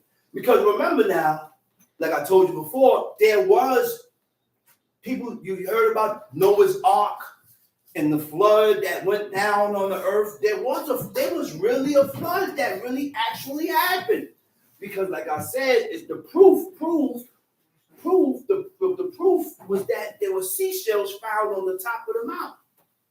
So now God is instructing Noah to build an ark. We're going to put the animals in the ark. Noah went in with his wife, his 3 sons with their wives, their families, and those was the only families that were saved. Right? Now, it said, behold, even I do bring a flood upon the earth to destroy all flesh, wherein is the breath of life from under heaven. and everything that is in the earth shall die. But with thee will I establish, confirm, or fulfill my covenant. And thou shalt come into the ark, thou and thy sons and thy wife and thy son's wife with thee, and of every living thing of all flesh.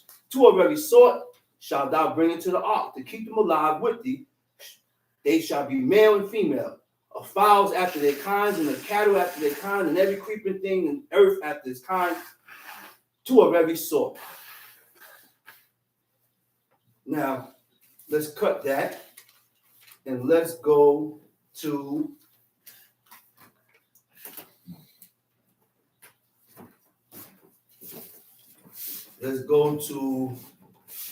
First Samuel. 1 Samuel chapter 8. 1 Samuel chapter 8. 1 Samuel chapter 8. And it came to pass when Samuel was old that he Samuel was a prophet of God. Samuel was one of the prophets of God, right? So Samuel got old, read. That he made his sons judges over Israel. And he made his sons judges over Israel. They were judges, read. Now the name of the firstborn was Joel. And the name of his second, Abiah. And there were judges in Beersheba. And his sons walked not in his ways, but turned aside after lucre. It said, and his sons walked not in whose ways? In his father's ways. Because these are righteous acts, righteous doings. When the son follow in the footsteps of his father, right? And they turn aside after lucre. Now, what is lucre? Lucre is unjust gain. What is unjust gain? Gaining things falsely. Credit card scams. When you go out and steal and rob. Anything that has to do with whatever type of scam, that's what you call an unjust gain. Okay? And that's what the people did. Read. And took bribes. They took bribes. And perverted. A bribe is something I'm able to pay you, and I'm looking at death penalty, but I'm able to pay you, and I'll get off that penalty. Get off it. I change the judgment. Go ahead, read. And perverted judgment. Then all the elders of Israel gathered themselves together and came to Samuel unto Ramah, and said unto him, Behold, thou art old, and thy sons walk not in thy ways. Now make us a king to judge us like all the nations. But the thing displeased Samuel when they said, Give us a king to judge us. And Samuel prayed unto the Lord. Now the thing displeased who? Samuel. Displeased Samuel. Why? When they said, Give us a king to judge us. He said, Give us a king to judge us, because God was the one that went in and out before them. So now they want to be like unto the people. And do you know that was the people's shortcomings? We always wanted to follow the people that we lived amongst, because the world and the people today has rejected what God says. They do their own thing. Their own standards. The book says, Thou shalt not steal. Look, people go out and steal and rob and don't look at it and see nothing wrong with it. They justify it and say, hey, there's nothing wrong with it. So go ahead, read. And the Lord said unto Samuel, Hearken unto the voice of the people in all that they say unto thee, for they have not rejected thee, but they have rejected me. He said, hearken to the voice of the people. He said, because they didn't reject you. To reject also means to despise. To despise means to regard as negligible. Negligible means shows no attention to. You're unimportant. All right? And go ahead, read. But they have rejected me, that I should not reign over them, according to all the works which they have done since the day that I brought them up out of Egypt, even unto this day, wherewith they have forsaken me and served other gods. So do they also unto thee. And serve other gods. There's only one God. There's only one God.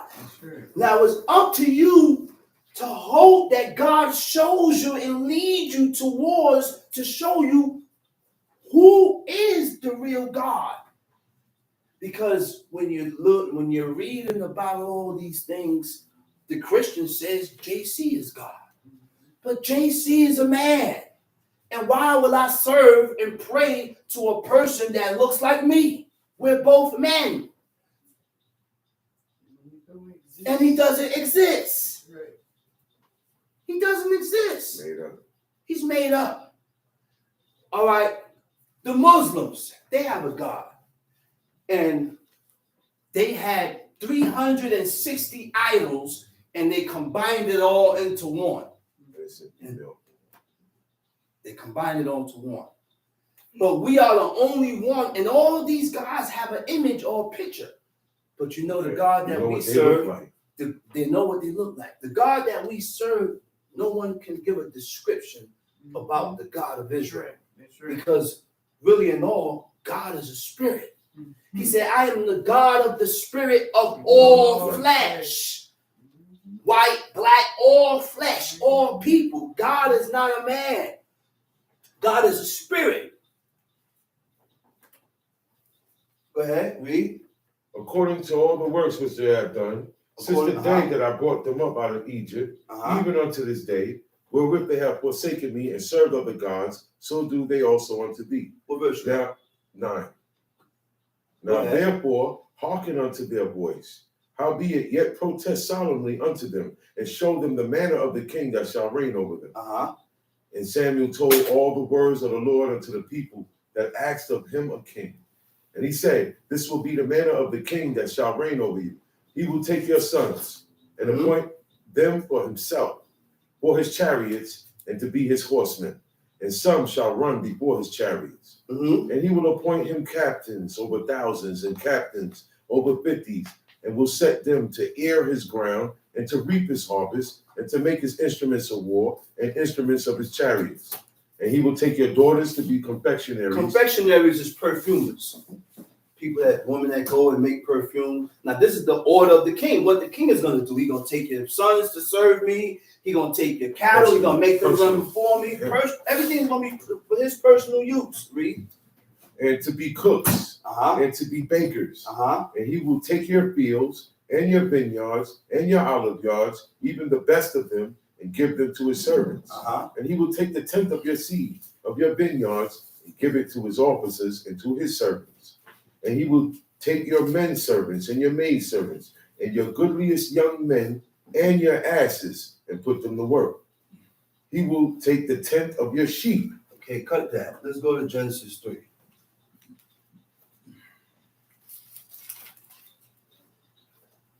Genesis chapter 3. Now the serpent was more subtle than any beast of the field. Now the serpent was more subtle than any beast of the field, Tamshi, which the Lord God had made. And he said unto the woman, Yea, hath God Who said, said unto the woman? The serpent went to the woman to conversate with Eve, Tamshi. Yea, hath God said, Ye shall not eat of every tree of the garden? He returned the same question to her. He said, did God say that you should not eat of every tree in the garden? Because they're in the garden, they're in the garden of Eden. And go ahead, read.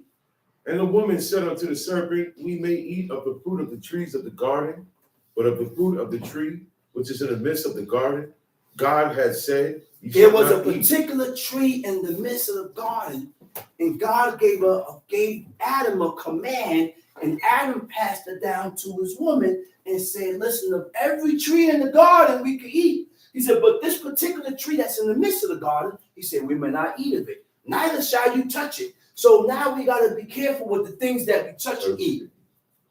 Okay, read. And the serpent said unto the woman, You shall not surely die. God created man and woman to live forever. God did not create death. Anything that God creates does not die. But when man sinned, when man sinned and transgressed against God, is what brought death into the world. Go ahead, read. For God doth know that in the day ye eat thereof, then your eyes shall be opened, and ye shall be as gods, knowing good and evil. And when the woman saw that the tree was good for food, and when the woman saw what? That the tree was good for food. That the tree was good for food. And that it was pleasant to the eyes. It was pleasant to the eyes. And a tree to be desired. And the tree to be desired. Now, before she ate of it, she started to desire it. that serpent done increased her desire for the thing that God gave her a command and told her not to eat from. Go ahead. And a tree to be desired to make one wise, she took of the fruit thereof and did eat. She took of the fruit thereof and ate of it. And gave also unto her husband. And then she gave it to her husband. She gave it to Adam, and then he ate it. And the eyes of both of them were open. Now their eyes have been opened. Now their eyes have been opened to general view. They have been opened in what? And they knew that they were naked. That they was naked, which means before they ate of the tree of knowledge of good and evil, they was not aware that they was naked. They was not aware that they needed to cover themselves. They was not aware that they needed to put clothes on. They wasn't aware of none of that. But when they ate from that tree that God forbid them to eat from, a lot of information got injected. Injected. The information that was injected in them, wow, information of I'm naked. That's right. Now they know both sides. Yeah. Now they know good and they know evil. They know both sides of the coin. And that's what made them gods. Knowing both sides. Tamshi. And they sewed fig leaves together and made themselves aprons. And they heard the voice of the Lord God walking. And they sewed fig leaves together and made themselves aprons. And when you look up the word, it says hagarot. It means girdles. Which means these girdles that they put together only covered their front and their back. Which means there's other things that was exposed, which still showed that they was naked. Go ahead, read. And they heard the voice of the Lord God walking. You see the height, how they was at, where they was at. He said they heard the voice of God walking in the garden. And they were able to perceive that the presence of God is approaching. Go ahead. In the cool of the day. And Adam and his wife hid themselves from the presence of the Lord God. Adam and his wife hid themselves from the presence of God. Read. Amongst the trees of the garden. And the Lord God called unto Adam and said unto him, Where art thou? Where are you? And he said, I heard thy voice in the garden. I heard your voice in the garden. I was afraid. And I was afraid. Because I was naked.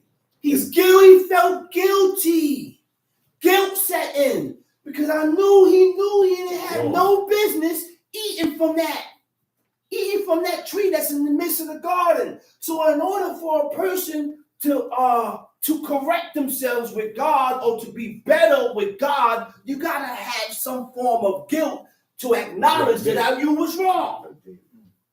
I gotta be able to acknowledge that I was wrong in some point or some aspect in order to correct. And he said, I heard thy voice in the garden and was afraid because I was naked and I hid myself. He wasn't wrong and strong. He was ashamed. He said, man, listen, I already recognized that I was wrong. You ever seen a child do something? He said, hey, boy, come here. And he take extra long coming. Boy, you better get over here. He taking his time. He know he did something wrong. Yes. What's wrong with you, boy? You know he did something wrong, but he knows he did something wrong. And that was the same instance here. They could not face God. See, iniquity, sin, when we sin against God, because we become so sinful to God, you're not going to do the things to bring yourself closer by praying, by doing these laws, by fulfilling these laws, by fulfilling his commandments. You're going to refrain, you're going to start to back up naturally because I'm sinful. Read. And he said, who told thee that thou was naked? Who told you was naked? How you found out you was naked? Hast thou eaten of the tree whereof I commanded thee? Did you eat from the tree that I told you not to eat from? That thou shouldest not eat? And the man said, the woman whom thou gavest to be with me, she gave me of the tree and I did eat. He said, the woman that you gave me, she gave me of the tree and I did eat. Read. And the Lord God said unto the woman, what is this that thou hast done? And the woman said, the serpent beguiled me. The serpent beguiled me. And what? And I did eat. And I did eat. And the Lord God said unto the serpent, because thou hast done this, thou art cursed above all cattle and above every beast of the field. Upon thy belly shalt thou go, He said, because thou hast done this, he said, you are cursed above all cattle. Upon thy belly shalt thou go. All right? Now, if the serpent at one time, the serpent, meaning the snake, was counted amongst the cattle. It had legs. The serpent had legs. Tamshi. And God cursed them and took their legs. Yes. Okay, Tamshi. Upon thy belly shalt thou go, and dust shalt thou eat all the days of thy life. And dust shalt thou eat all the days of thy life. Right? And I will put enmity between thee and the woman, and between thy seed and her seed. It shall bruise thy head. Enmity between what? Between thee and the woman. Uh-huh. And between thy seed and her seed. Okay, time out. In 1 Samuel chapter 8, confectionaries. Okay? Confectionaries. The word for confectionaries is rakwak. Reish, kuf, chet. You know what that means? Perfume. Perfumers. Or distilled perfume. It was perfume. Go ahead, read. And I will put enmity between thee and the woman, and between thy seed and her seed. It shall bruise thy head, and thou shalt bruise his heel. That was the curse for who? So that was for the serpent. Go ahead, read. And unto the woman he said, I will greatly multiply thy sorrow and thy conception and sorrow. I will what? I will greatly multiply. I will greatly multiply thy sorrow. Your sorrow and thy conception. And that's the reason why women go through pain in childbirth. When they're pregnant, some women dies. Because that was a part of the curse for a woman. But before God cursed the woman and gave her those pains and sorrows, they wasn't gonna have pain, travail and labor pains. It was gonna be something like nothing. Built up naturally. Oh, you have a baby? Come right out. No problem. But God cursed the woman because of what she did. She went and ate of the tree that God forbid her not to eat from. So now this is the curse that comes with it. In sorrow thou shalt bring forth children. In sorrow thou shalt bring forth children. And thy desire shall be to thy husband. And your desire shall be to your husband. Husband. It didn't say boyfriend. Yeah, you gotta make this clear. It didn't say boyfriend. Because men's mentality today is warped. Men's mentality today is warped. Why? Because we look at woman without the right frame of mind that God told us to look at the woman. If I don't desire this woman to be my wife, and we also had concubines, all my concubine, then you shouldn't be looking at the woman in no other way, form. That's correct. Because the men in the book, these men that I read about that was chosen of God, once they seen a woman, they desired her to be their wife. They didn't hesitate. They didn't. Now, to tell you the truth, now because of the state of how the woman is, you have to learn the woman, see how the woman is before you marry her. To see, well, hey, will I be able to be with this woman for the rest of my life and have my children with this woman? Because we had good and bad men and women. We have men and women that's not in their right frame of mind. So you may get with a man, or you may have get with a woman, and this woman ain't for you, or that man ain't for you. So then you gotta move off and keep moving. And that's the reason why before you cohabitate or you have sex, I have to get to know you and see how you is, what you about. And she does the same thing with him. Because you may get yourself hooked up with a... Take time. And my mom's told me that, and I ain't listened. And I regretted it. Because guess what? Parents see what you don't see. Your father and your mother will see what you don't see. All I see is right before my face. But the parent, for their children, they see past that. He said, oh, no, son, I don't like her for you. Oh, no, daughter, I don't like him They for see you. or feel Because a lot of men and a lot of women have an objective. Ulterior motives. It's not really why. It's not really, that's right. It's not the real reason. That's right. Where we at? Verse 16. Uh-huh. And thy desire shall be to thy husband. Your desire shall be to your husband. Uh-huh. And he shall rule. And he shall rule over thee. Now in the book, in another chapter, I forgot, he said, a husband shall not rule as a tyrant. The rulership that God is talking about is to put your foot down for the sake of God's laws, his commandments, his statutes. Go ahead, read. And unto Adam he said, because thou hast hearkened unto the voice of thy wife. Because I done listened to my wife. And hast eaten of the tree. And I done ate of the tree that of which I commanded thee. Of which I commanded thee, saying, thou shalt not eat of it. Thou shalt not eat of it. Cursed is the ground for thy Cursed sake. is the ground for your sake. In sorrow shalt thou eat of it. Shalt thou eat of it. All the days of thy life. All the days of thy life. Thorns also. Thorns also and thistles shall it bring forth to thee. Thou shalt eat the herb of the field.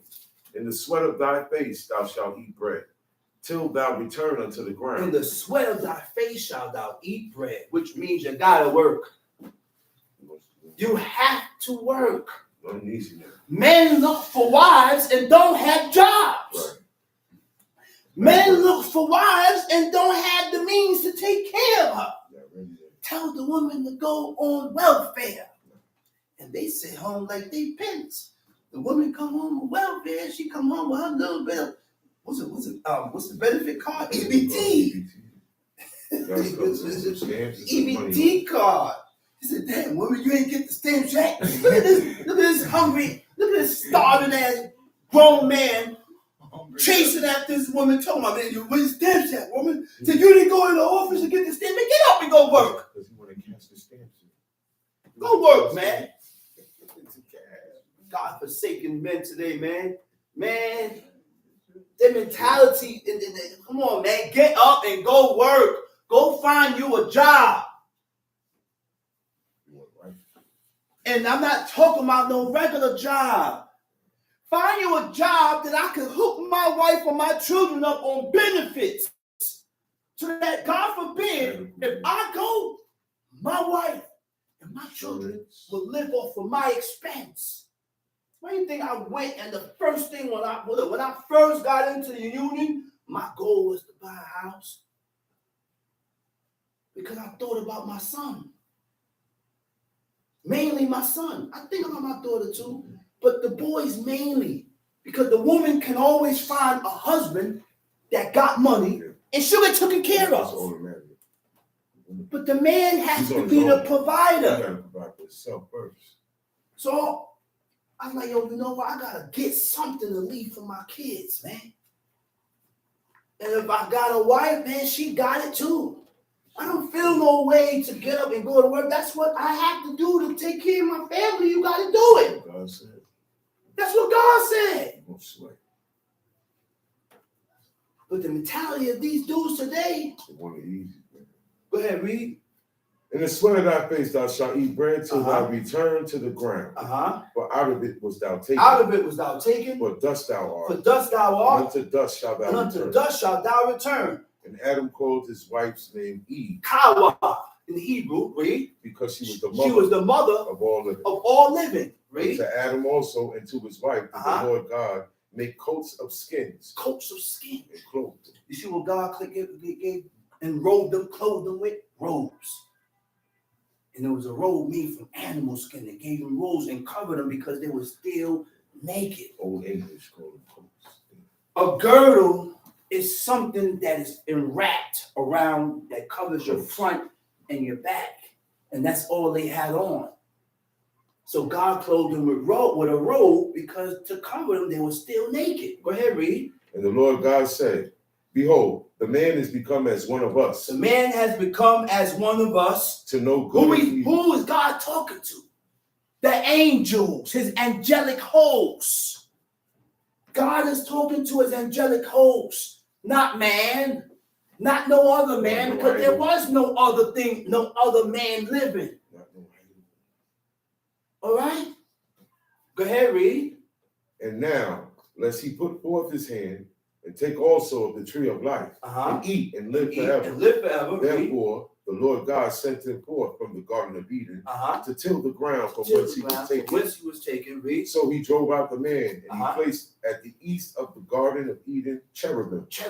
And a flaming sword. You know, we had cherubims with 4 faces. Those was angels. And we had some with 2 faces. 3 sets of wings. 3 sets of wings, 2 sets, 4 sets of wings. Go ahead, read.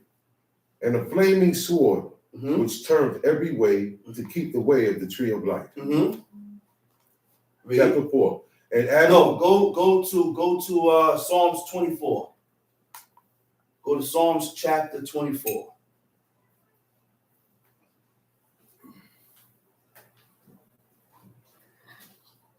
Psalms chapter 24. The earth is the Lord's, and the fullness thereof. The earth is the Lord's.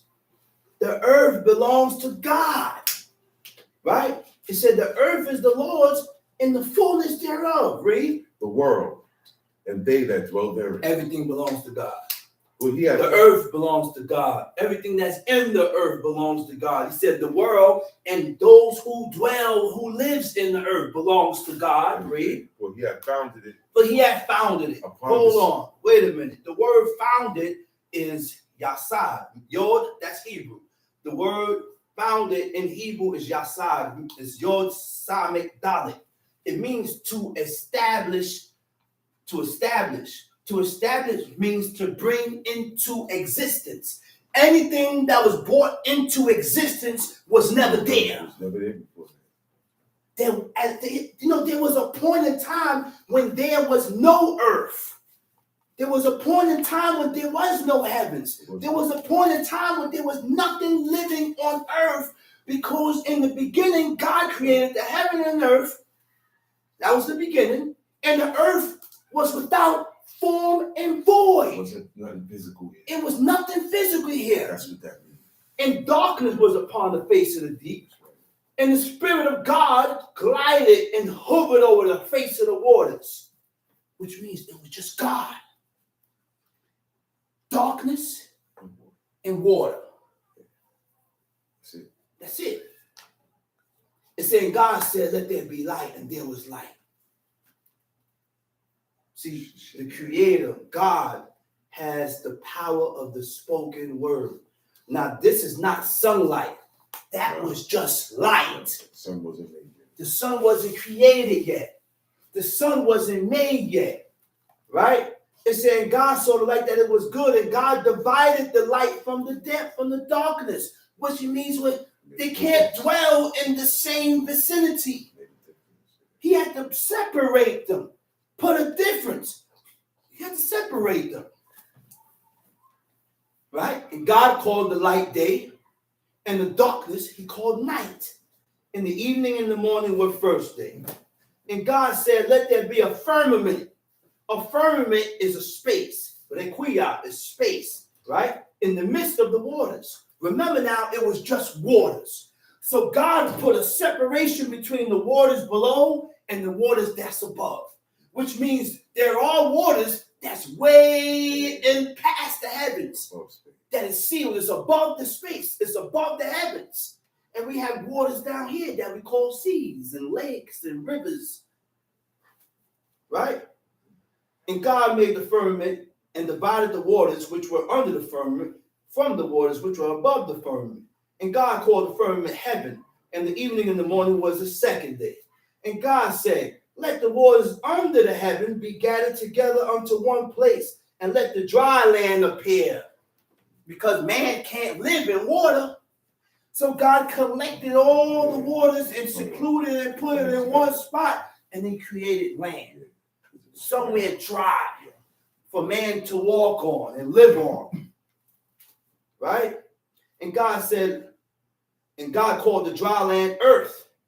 And the gathering together of the waters called he seas. And God saw that it was good. And God said, let the earth bring forth grass, herb yielding seed, and the fruit tree yielding fruit after its kind, whose seed is in itself upon the earth, and it was so. And the earth brought forth grass, herb yielding seed after its kind, and the tree yielding fruit, whose seed was in itself after its kind, as God saw that it was good. And the evening and the morning were the third day.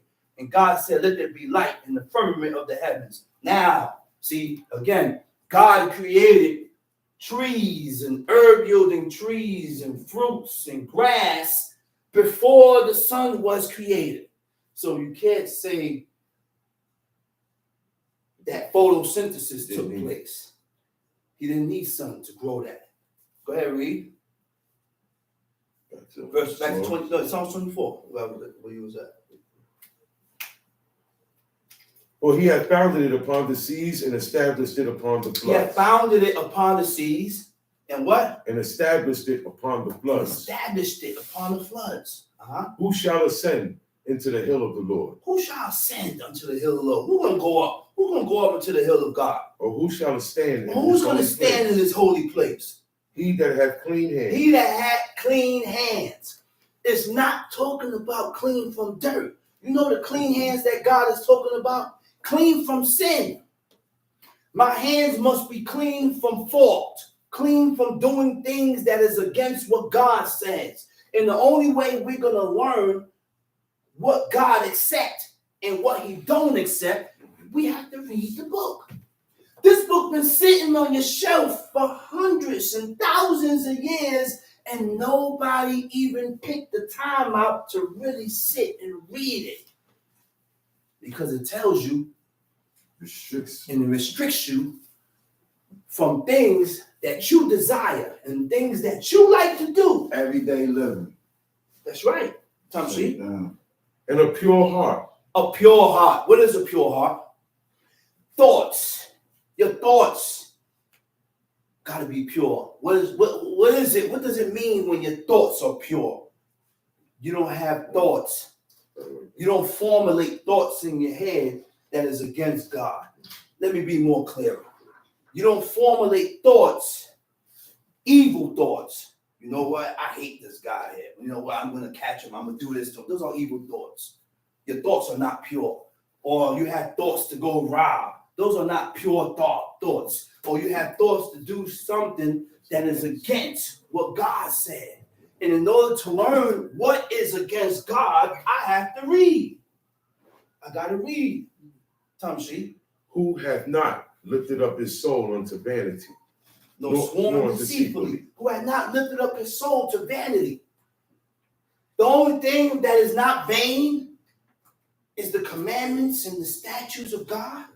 Solomon said, he said, oh, he's everything. He said, oh, he's everything. It's vanity of vanity. He said, everything is vanity. Everything is vain. You want to buy a house, it's vain. You want this, it's vain. The only thing that ain't vain is fulfilling the commandments and the statutes of God. That's all that matters. Tom C. He shall receive the blessing from the Lord and righteousness from the God of the salvation. This is the generation of them that seek him, that seek thy face, O Jacob. Lift up your heads, O gates. He said, this the generation of them that seek God, that's the generation that's going to fulfill this. He said, this is the generation of them that seek him, that seek thy face, O Yaakov.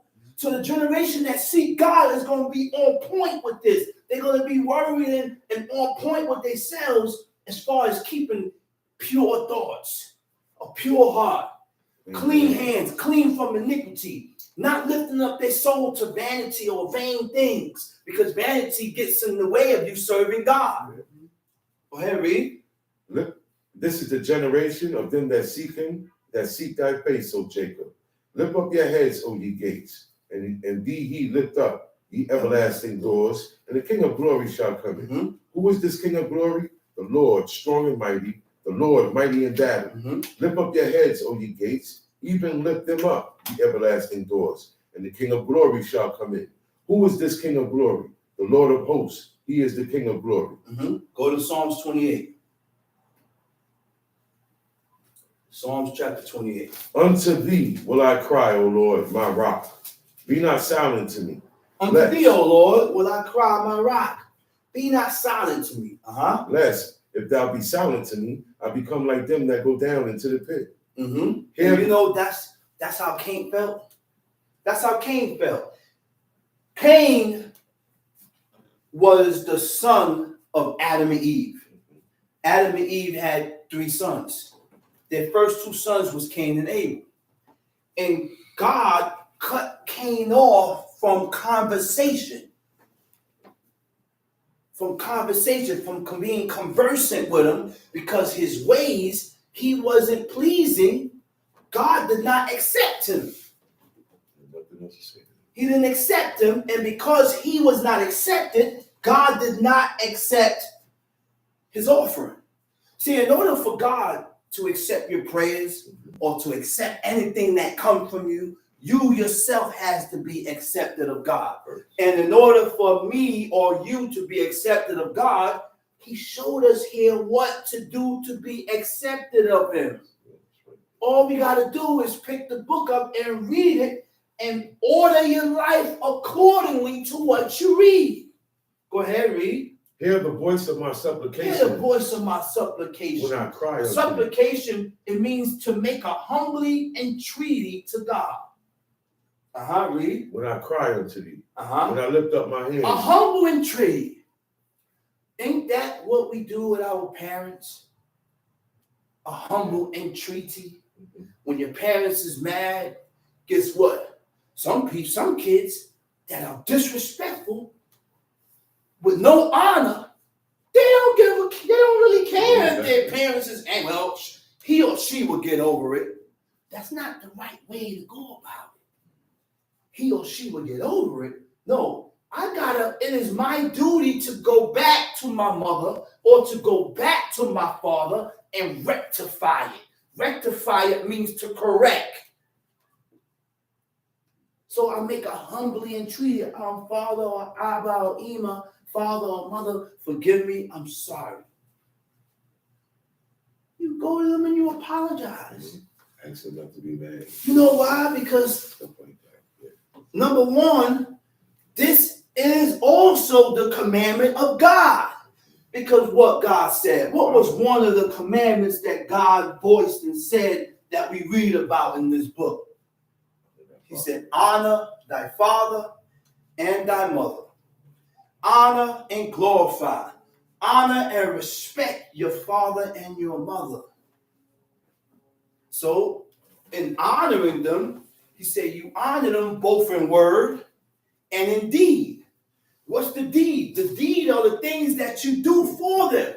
Oh, let me do that for you, Mom. I got this. Sit down, relax. Oh, let me do this for you, Abba, Father. I got you. You got to honor your parents. You know why? Because when you have children, you want your children to honor and respect you.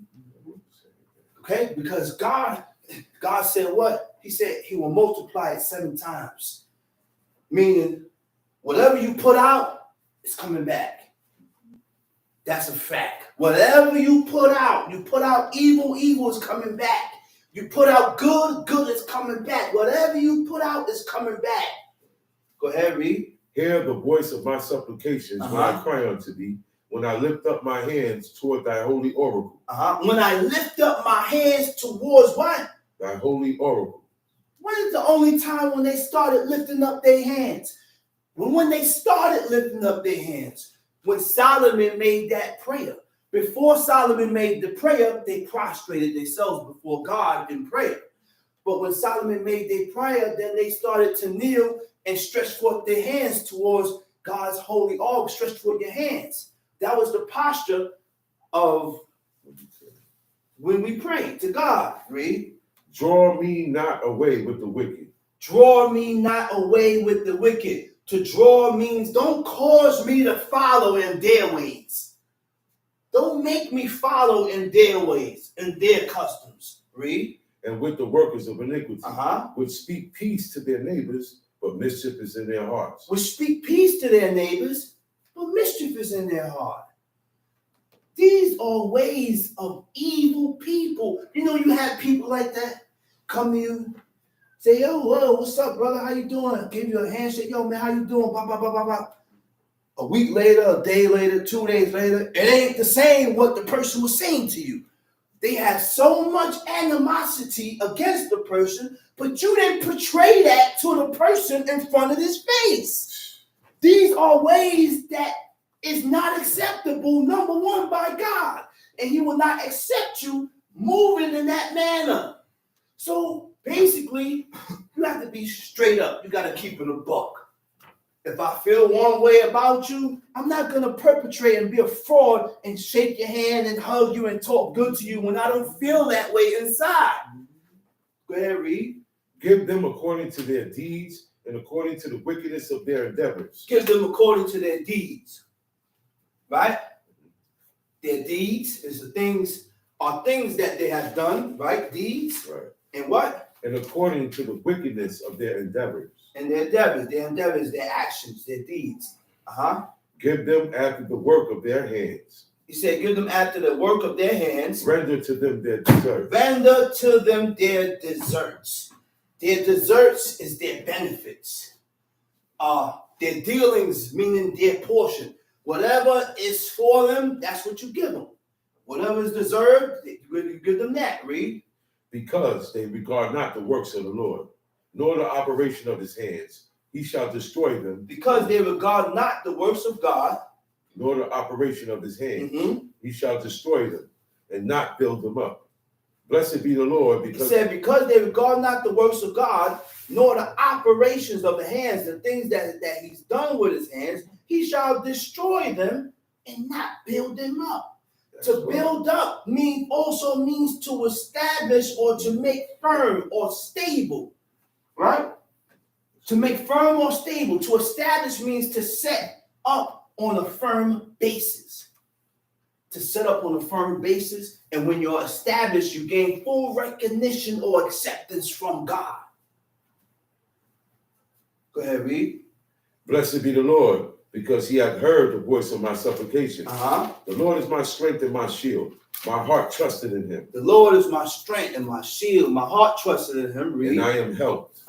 Therefore, my heart greatly rejoiceth, and with my song will I praise him. Okay, cut that. And let's go to Ecclesiastes in the Bible, chapter 8. Ecclesiastes is after Proverbs, if I'm not mistaken. That's correct. 8. Ecclesiastes chapter 8. Psalms, Proverbs, and then Ecclesiastes? Yeah. No, is it? Yeah. Okay, go ahead. Who is as the wise man? Who's like the wise man? And what? No, I was wrong. Proverbs. Oh, after Ecclesiastes here. Root. You got a root lamentation. Well, your book's probably different. Oh, yeah, I got the other book. Ecclesiastes, right? Look at this question here. You hear the question? You hear this question? Who's like that? He said, who is as the wise man? Who's like that? Now, what is the beginning of wisdom? Fear of God. The beginning of wisdom is the fear of God. That's the smartest thing. The beginning, you're not even scratching the surface of being a wise man if you don't have fear of God. Fear means to be afraid of. And do you know God gave us the law and the command to fear our parents? Not actually say, oh, I'm afraid, and you're running from them like they're ghosts or something. No, not that type of fear. Fear, to be afraid of them, to go against their word. Right. Your mother or your father give you a command, you are afraid to go against their word. That's the fear that God is talking about. That's the same fear that we got to fear God with. I am afraid to go against God's commandment. The same fear. It said, who is as the wise man? Who's like unto a wise man? Nobody. That's a question. Thomas, read. Go ahead, read. And who knoweth the interpretation Who knoweth the interpretation of a thing? When I looked it up in the Hebrew, it also means the solution. You know what they mean by that? The solution? Who got the answers? Who has the correct answers to solve this problem or this matter? Go ahead, read. A man's wisdom maketh his face to shine. A man's wisdom maketh his face to shine. When Moses, everybody heard about Moses. Everybody know about Moses. And there was a Moses. at a point in time in history. Yes, it was. Now, this guy Moses was chosen of God to deliver who? The children of Israel out of the land of Egypt. Now, when Moses delivered the children of Israel out of the land of Egypt, we ended up in Mount Sinai before this mountain. Moses went up to the mountain 40 days and 40 nights to receive the laws and the commandments and the statutes of God. Now, while he's receiving all these laws, commandments, and statutes of God, look, every time I say it, it put goose pimples on me. Moses wrote those 5 books. Yeah. Genesis, Exodus, Leviticus, Numbers, and Deuteronomy. Do you know all those words and everything that we read actually came out of the mouth of God? Moses just wrote it and wrote it and dictated and wrote it on paper. And this is why when we read it, it has an effect on your spirit. It will have it's the actual words of God. It has an effect on your spirit. So when Moses came down from the mountain from receiving these laws, commandments, and statutes of God, his face shined. Because of light coming from it, because of it. Listen, you know what God said? He said, I am 10,000 times brighter than the sun.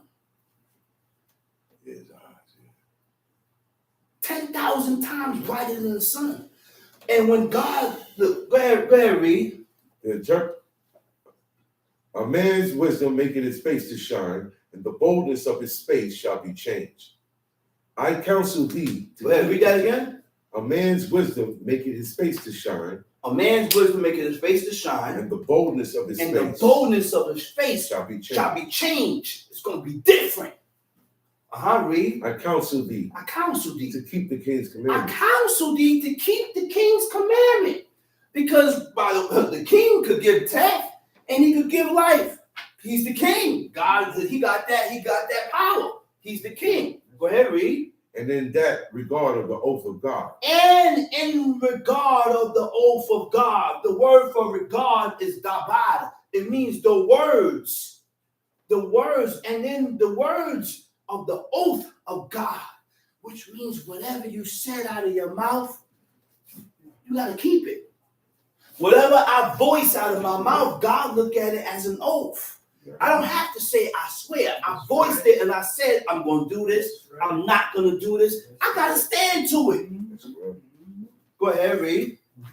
Be not hasty to go out of his sight. Be not hasty to go out of his sight. He said, what do you mean by that? What do you mean be not hasty? Don't be in a rush to leave off from the commandments and the statutes of God because of my own emotions and how I feel. And I put the blame on this person. This person did this and this and this and this. So I ain't doing this no more. I knew you was an evil dude and it was this and you was the other. That don't make what you read here evil. That person is wrong. But what you read here, this person has not fulfilled what he read.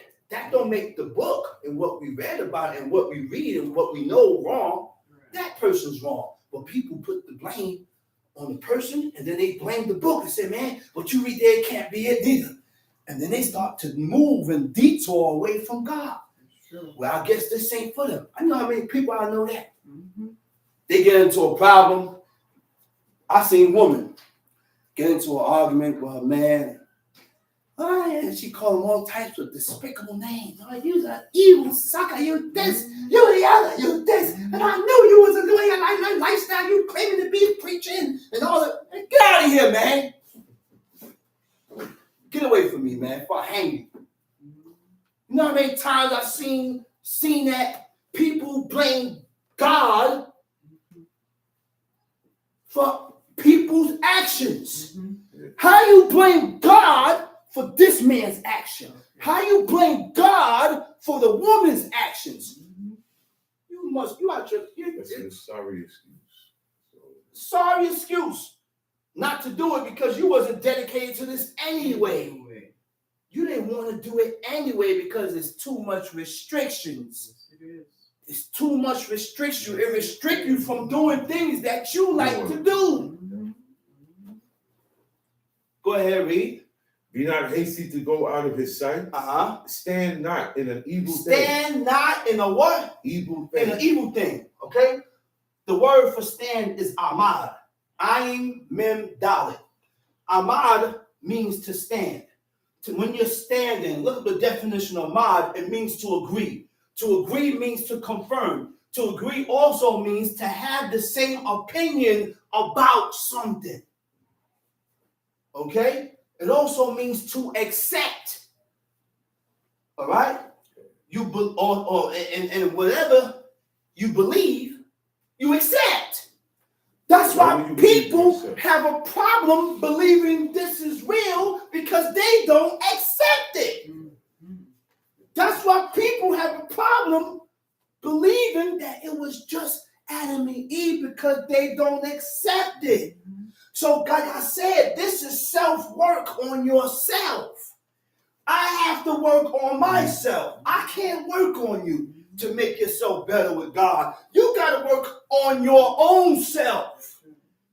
This is work on each and our own selves to be better with the Creator. You know why? Because guess what? We all die. Everybody or everything living must die. And guess what? I don't want to die being a thief. I don't want to die being a liar. I don't want to die being an adulteress. I don't want to die.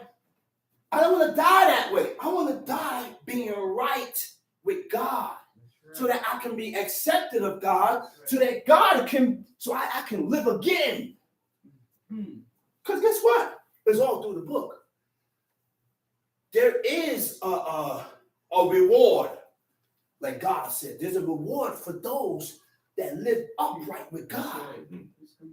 There is a reward for those that live upright with the Creator. You ain't got to believe it. It's true. Go ahead. What was that now? Now, to accept, all right, you believe. Also, to accept means to recognize what God said to be facts. Okay? He said, don't stand not in an evil thing. That's a hard one there. That's a hard one there. You know why? Because people that stand in the evil thing, they're wrong. And they're strong. They know they're wrong. And they stand strong in their wrongness. They stand their ground being wrong. And you know you're wrong. But I'm going to still stand still, and you won't even admit and say, well, you know what? I had been a person more to be more for admittance. I got to start admitting. We have to start admitting. I got to start acknowledging your shortcomings and admitting to my shortcomings. We ain't perfect. I ain't perfect. And I ain't looking for you to be perfect because we all have faults. But the key is, can I work with you in your faults? And can you work with me with my faults? And can we get better and start building? Not for me or not for you to be jumping. You don't want to be a doorknob. You know what's a doorknob? You know what happened to a doorknob? You know how many people done turned that doorknob? You know how many people turned that doorknob? Everybody get a turn at a certain time. A couple years later, someone else take a turn. Maybe they ain't take a year later. They took 2 months with this one. This one else come and take a turn. You don't want to be like that. You don't want to be like that. You know why? I want to be. I can't be. I can't number it, but I wish I had this knowledge then, because guess what? I won't be so promiscuous. Mm-hmm. You know, some men in the book only had one woman in their life. One woman, and they stood with that one woman. That is highly to be considered by God. The woman too. Stick with one. All right, man, you know what? I've had this one, and now I have knowledge, and I know, you know what? I'm gonna stick with you right here. Now, either or, sometimes a man may have to run, and sometimes the woman may have to run. Yeah, a couple point in time. Because when you have that determination and have that will to do right, that person ain't made his mind up. Or she didn't make her mind up. So now it happens. It's a mismatch. We ain't matching now. Go ahead. For he doeth whatsoever. What verse you at? 3, the end of the 3. Go ahead. Stand not in an evil thing, for he doeth whatsoever pleaseth him. Wait, who says? Wait, you hear that? He says, stand not in the evil thing, for he doeth whatsoever pleaseth him. That's God. Right. That's God. God does whatsoever he pleases. And who are you to question that? God does whatever he pleases. We can't question what God said. You know how many people question the book, read the book, and question it? You know what I mean? You're crazy, man. You out your mind. Go ahead, read. Where the word of a king is. And see, you know why people question certain things? Because like I said, when you're seeking God, when you find who God is, we have to let go of everything in our past. We got to let go of everything that we was taught. Because if you don't, or if you haven't let go of everything that you was taught, you're going to have questions, opinions, and doubts about what you're reading here. No answer was satisfied. No answer was satisfied. Go ahead, read. Where the word of a king is, there is power. And where the word of a king is, oh yeah, there's power. That's a fact. And who may say unto him, what doest thou? Who won't tell the king, man, what you doing, man? You can't tell the king that. The king runs the nation. The king runs everything. You can't question the king. That's like the president. You can't question the president. You better leave that president alone. You can't question him. He does what he want to do. He runs it. Read. Whoso keepeth the commandment shall feel no evil thing. Whoso keepeth the commandments of God, the commandments shall feel. The word for feel is yada. Yod dalet ayin. It means to know. He that keepeth the commandments shall know no evil thing. Evil thing, an evil matter, or an evil word, because the word for thing is dabad, means a thing, word, or matter, which means it goes also into your words and the things that I voice out of my mouth. A matter is something that occur, an incident. Go ahead, read. Whoso keepeth the commandment shall feel no evil thing. And a wise man's heart discerneth both time and judgment. A wise man's heart, the word for discern it, yada, it means to know both time and judgment. A wise man knows the times, and he knows that it's also a certain time for certain things. And he knows the times of judgment. Read. And he's able to discern the judgment. He can tell the difference. Tamshi. Because to every purpose there is time and judgment. Because to every purpose there is time and judgment. And the word for purpose is kepet. Chet pe zadeh. It means desire or pleasure. Therefore, the misery of man is great upon him. Therefore, the misery, ra, resh ayin, the evil of man is great upon him. For he knoweth not that which shall be. For who can tell him when it shall be? There is no man that hath power over the spirit to retain it. There is no man that hath power over the spirit to retain it. When the spirit, and when it's time for that spirit to leave the body, you can't hold that spirit. That's the senses of God. It's time for it to go. Go ahead, read. Neither hath he power in the day of death.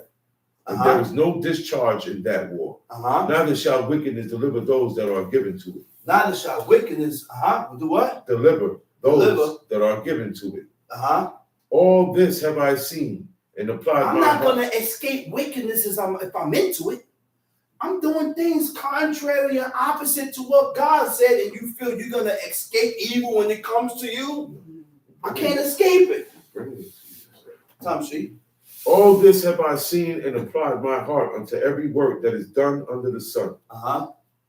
there is a time wherein one man ruleth over another to his own hurt. So I saw the wicked buried, who had come and gone from the place of the holy, and they were forgotten in the city where they had so done. This is also vanity. Because sentence against an evil work. He said, because sentence against an evil work. Against an evil work. The word for sentence, right, is pit gam, pet tau gimel mimsofi. It means edict, edict, or decree. Edict is an official order or proclamation issued by authority. A decree, and that's God. Okay? Because a sentence against evil, because when we do evil or do things that is against God, there's a sentence that comes with that. There's a punishment that comes with that.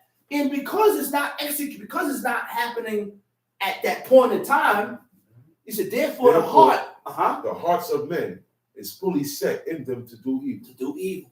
Read. Though a sinner do evil 100 times, and his days be prolonged, yet surely I know that it shall be well with them that fear God. Yes, surely. He said, I know that it shall be well. It shall be good with them that fear God. Read. But it shall not be well with the wicked. It ain't going to be good with the wicked. Neither and the book tells us who's righteous and who's wicked. Yeah. Who's good and who's evil.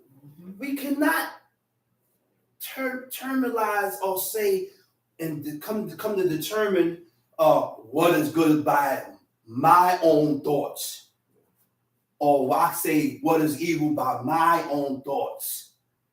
No, God already gave the standards and set the standards up, explaining to us what is good and what is evil. Go ahead, read. But it shall not be well with the wicked. Neither shall he prolong his days, which are as a shadow, because he feareth not before God. There is a vanity which is done upon the earth, that there be just men, unto whom it happeneth according there is to a vanity that is done upon the earth, right? Right. There is a vanity that is done upon the earth, that there be just men.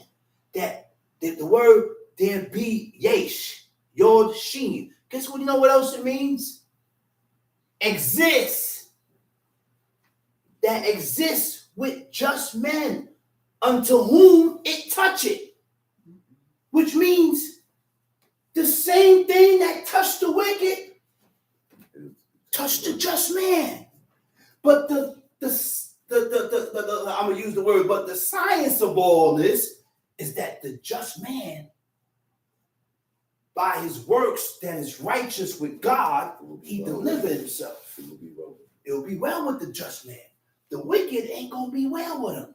So things happen. The man will be just and living upright and doing the things that is lawful and right by God, and still end up in the hospital and sick. But he got to go through that because his akarit, his hereafter, is going to be good. The hereafter is there. Go ahead, read.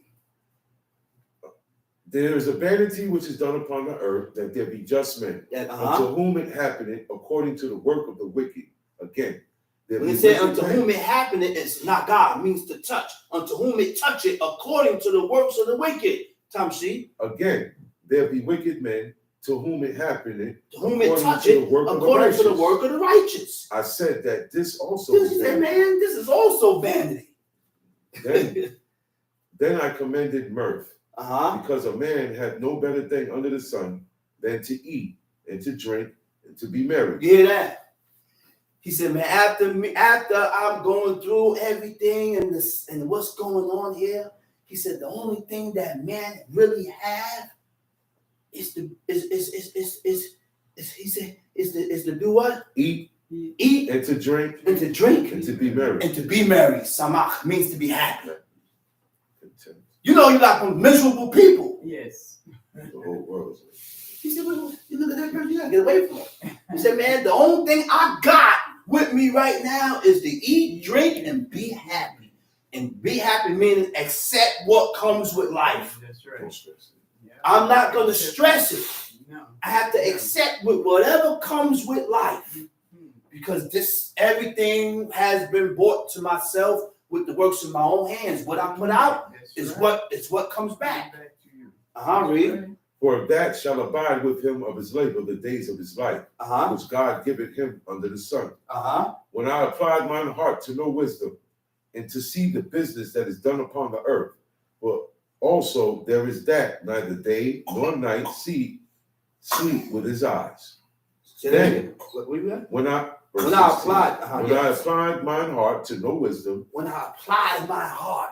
How you apply your heart? When you made your mind up to pursue wisdom. When you made your mind up to serve God. Because read. And to see the business. And to see the business. The word for business is ayin, nun, yod, nun, sophie. You know what that means? Interest. He said, when I applied my heart to know wisdom and to see the interest that is done upon the earth, to see that these people interest and what interests them is not God. They are interested in everything in life except for God. Read. For also there is that neither day nor night seeth sleep with his eyes. Then I beheld all the work of God, that a man cannot find out the work that is done under the sun. Because though a man labor to seek it out, yet he shall not find it. Okay, cut that and let's go to Esdras. Second Esdras chapter 3. Second Esdras chapter 3. It's in the Apocrypha. In the Apocrypha, right. I'm going to hit a few points here and then call up the next speaker. Go ahead, read. In the 30th year after the ruin of the city, I was in Babylon. The ruin of the city. What city are you talking about? Jerusalem. Okay? Jerusalem. Okay, read. I was in Babylon and lay troubled upon my bed. Troubled upon my bed. My thoughts came up over my and heart. my thoughts came up over my heart. Read. For I saw the desolation of Zion. I saw the desolation of Zion. And the wealth of them that dwelt at Babylon. Read. And my spirit was sore moved.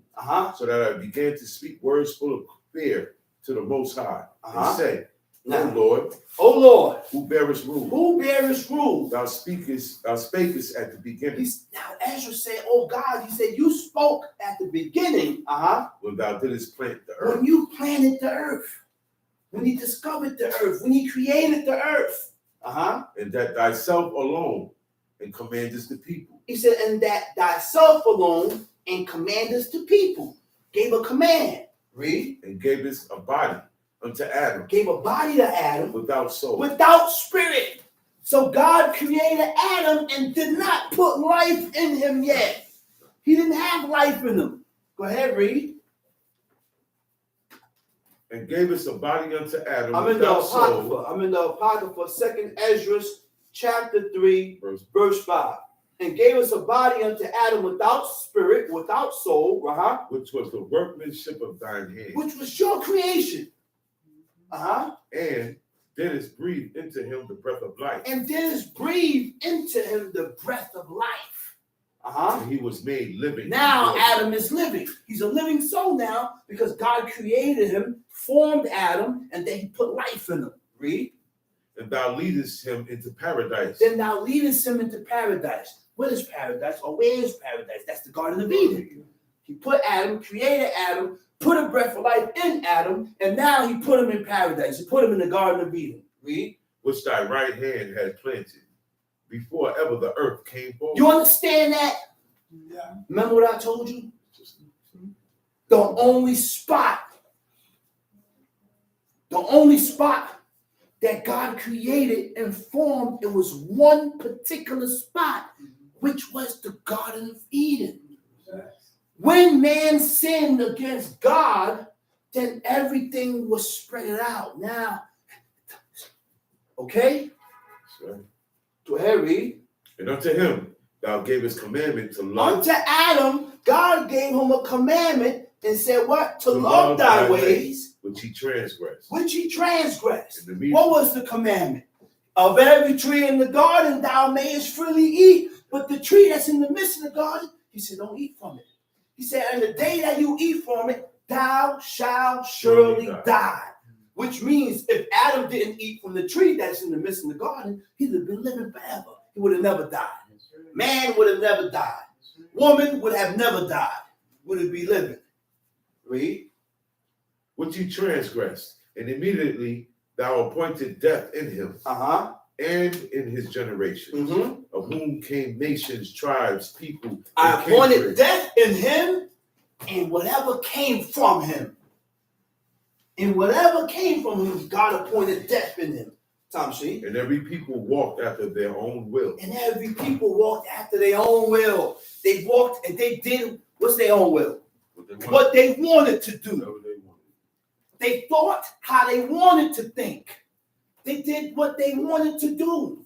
They didn't succumb themselves and bend their will to the will of God. Do as thou wilt. Read. And did wonderful things before thee, and despised thy commandments. And despised thy commandments. Read. And again, in process of time, thou broughtest the flood upon those that dwelt in the world. And unto him thou gavest commandments to love thy way, which he transgressed, and immediately thou appointest death in him, and in his generation of whom came nations, tribes, people, kindred, out of number. Verse 8. Every people walked after their own will, and did wonderful things before thee, and despised thy commandments. And again, in process of time, thou broughtest the flood upon those that dwelt in the world and destroyed them. Remember, we read about that. We read about that when God was preparing Noah, gave him the length and the size of the ark to start building. He said, because I'm going to destroy and wipe out the people here today. They're all going to be wiped out because people have grown to be corrupt before God. Go ahead, read. And it came to pass in every of them that as death was to Adam, so was the flood to these. Nevertheless, one of them thou leftest, namely Noah, with his household, of whom came all righteous men. And it happened that when they that dwelt upon the earth began to multiply, and had gotten to many children, and were a great people, they began again to be more ungodly than the first. So now realize something now. Every generation it gets worse. It was better. My mother's generation is different from this generation. My mother's generation was a better generation than this generation. And as each time go forward, it's going to get worse and worse and worse. And you see it now. Go ahead, read. Now, when they lived so wickedly before thee, thou didst choose thee a man from among them, whose name was Abraham. Now, Abraham, everybody knows who Abraham is. He said God chose Abraham, right? Among them, whose name was Abraham. Read. Him thou lovest. And unto him only thou showest thy Abraham was the only one that God revealed to him his will. Okay? Read. And made us an everlasting covenant with him. A covenant is an agreement. Made an agreement with Abraham. Promising him that thou wouldest never forsake his seed. So if God is cool with Abraham, he went into covenant with him and told me, man, I'm cool with you. I'm not going to forsake your seed. How can I be okay with this man, but then I despise his children? I despise his son, or I despise his daughter. Or how can you hate that man and like his children? Exactly. You hate. Right. Or how can I hate this person and love his children? Nah, don't work. It doesn't work. Don't mix. It don't mix. Stop the cat. Stop the cat. Go ahead, read. And unto him thou gavest Isaac, and unto Isaac thou also gavest Jacob and Esau. As for Jacob, thou didst choose him to thee, and put by Esau. As to Jacob, God chose Jacob, and he put aside Esau. Read. And so Jacob became a great multitude. And it came to pass that when thou leadest his seed out of Egypt, thou broughtest them up to the Mount Sinai. And bowing the heavens, thou didst set fast the earth, movest the whole world, and madest the depths to tremble, and troublest the men of that age. You know when that happened? Right. When that mountain was skipping. Yeah. When the presence of God came down on that mountain, the mountain is skipping, trembled, the earth got afraid, people was afraid. Look, go ahead, read. And thy glory went through 4 gates Uh-huh. of fire, and of earthquake, and of wind, and of cold, Uh-huh. that thou mightest give the law unto the seed of Jacob, and diligence unto the generation That thou of mightest Israel. give the law to the seed of Jacob, and diligence. Diligence to who? Unto the generation of Israel. What is diligence? Having or showing care and consciousness. These are the 2 things you need to serve God. Because if I don't have a conscience, then I'm not gonna make amends with God. That's right. I gotta have a conscience That's right. in order to make amends with when I've done wrong, to correct it. And I gotta have care. I gotta have these 2 things. Okay, read. And yet, verse 20, Uh-huh. and yet tookest thou not away from them a wicked heart. That thou But now realize something. He put this in the seed of Jacob. He said, but yet God didn't take away the wicked heart. You know why? God put good and bad in them so that he could see where you at. He gave you a choice. See if it's truly love or it's truly hate. Now you choose whether you want to do right by God or you don't want to do right. But it's your choice, because if I don't give you a choice, then I'm not going to know how you really feel, what you really want. You need the choice. That's why God left that there. Yeah. God can make you do what he wants. Right. God can make you do good. God can stop you from doing evil. But if I stop you, then I would never know if you're doing this because you want to do it or you're doing it because I'm forcing. It's like I'm forcing a woman to be Right. Read. And yet tookest thou not away from them a wicked heart, that Uh-huh. thy law might bring forth fruit in them. Read. For the first Adam, bearing a wicked heart, transgressed and was overcome. And so be all they that are born of them. Thus infirmity was made permanent. Permanent. What is infirmity? Infirmity is what we are going to suffer with. It's made permanent in what? In man. Okay? Infirmity means deteriorated vitality. Right. Feeble from age. Weak of mind, will, character, not stable. That comes with old age. And time. Yeah. This is going to happen. You get weak in certain aspect, boom, boom, boom, to where before, man, this guy would never do this before, but now he's doing it now. He's approaching death. That's right. He's approaching towards the end of his days. He don't even know it. And he don't even know it. You can't pick it up because we're not in that mentality, in that state right now. Tom Sheep. Thus infirmity was made permanent, and the law in the heart of the people with the malignity of the root. So And the what? What verse you at? Verse 22. Okay. He said, thus infirmity was made permanent, and the law also in the heart of the people with the malignity. You know what malignity is? Malignity is malice. Malice, ill will, spite, grudge, means the desire to see another experience pain, injury, and distress. When a person desires to see you suffer, he or she still have a grudge against the person for what the person did to them. Which means, I'm over it. Oh, you ain't over it because you still desire to see the person suffer. You still want to see the person go through hardship. You still is holding that inside for what the person did to you. Which means you haven't let it go. Which means, and when a person have a grudge, you know what that is? You still have a spot where here for the person. That's why you're holding a grudge. If you didn't have a spot here for the person, then you'll let it go and you will wish them the best. Tom Sheep. So that the good departed away and the evil abode still. The good departed away, and what? And the evil abode still. And the evil abode still. So the times passed away. Verse 23. Go ahead. And the years were brought to an end. Then didst thou raise thee up a servant called David, whom thou commandest to build a city unto thy name, and to offer incense and oblations unto thee therein.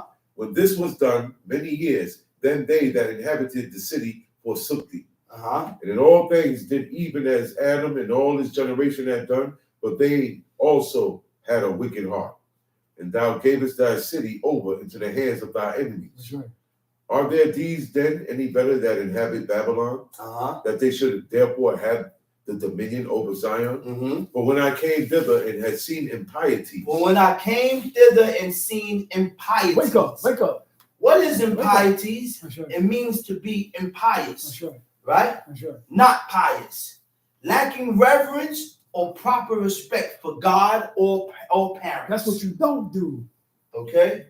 Go ahead, read. That's what you don't do. But when I came hither and had seen impieties without number, then my soul saw many evildoers in this 30th year, so that my heart failed. For I have seen how thou sufferest them sinning, and hast spared wicked doers, and hast destroyed thy people, and hast preserved thine enemies, and has not signified it. I do not remember how. He had a problem. He said, I noticed. He said that the people that done evil has been preserved and they're living, they're doing good, but your people is going through it and how they're suffering. He said, I do not remember how this way may be led. Are they in of Babylon better than they of Zion? Or is there any other people that know it deep besides Israel? Or what generation had so believed that covenant as Jacob? And yet their reward appeared not, and their labor had no fruit. For I have gone here and there through the heathens, and I see that they flow in wealth, and think not upon thy commandments.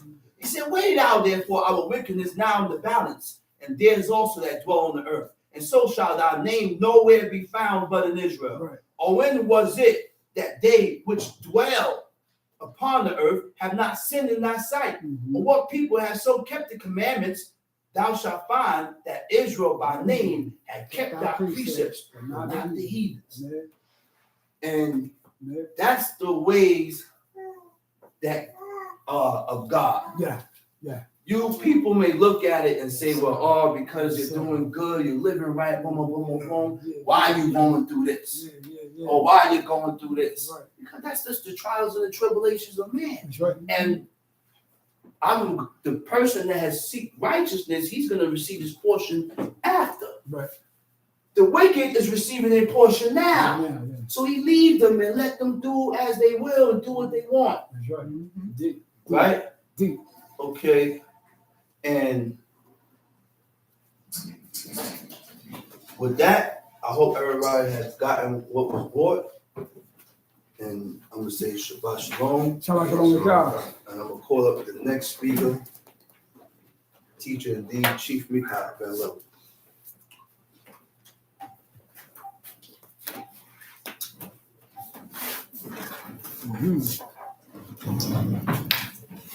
Let's go, you guys.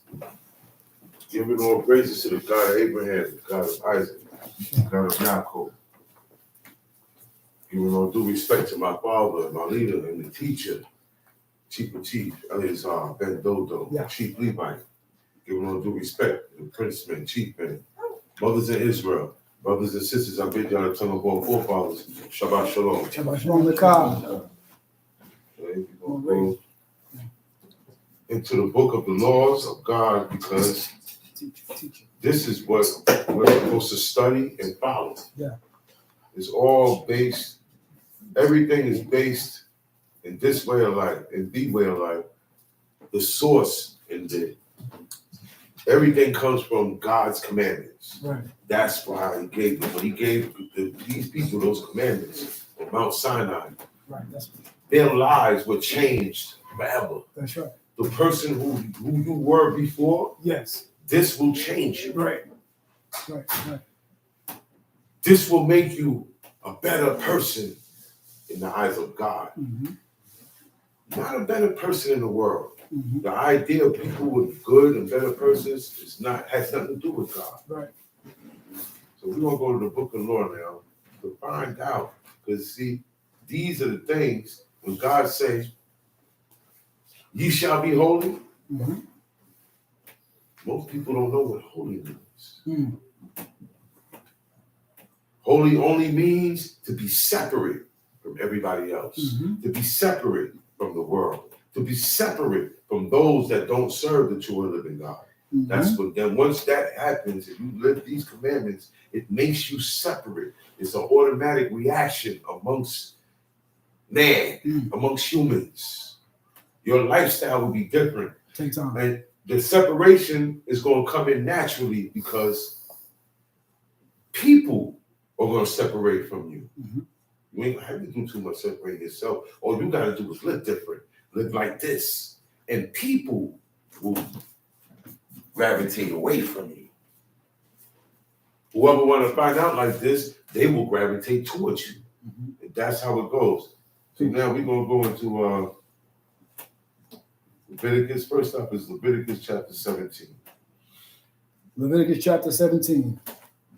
And Elohim spake unto Moshe, saying, Speak unto Aharon and unto his sons and unto all the children of Israel, and say unto them. So this is not, a lot of things I see where they say, well, this is just for the priests. Right.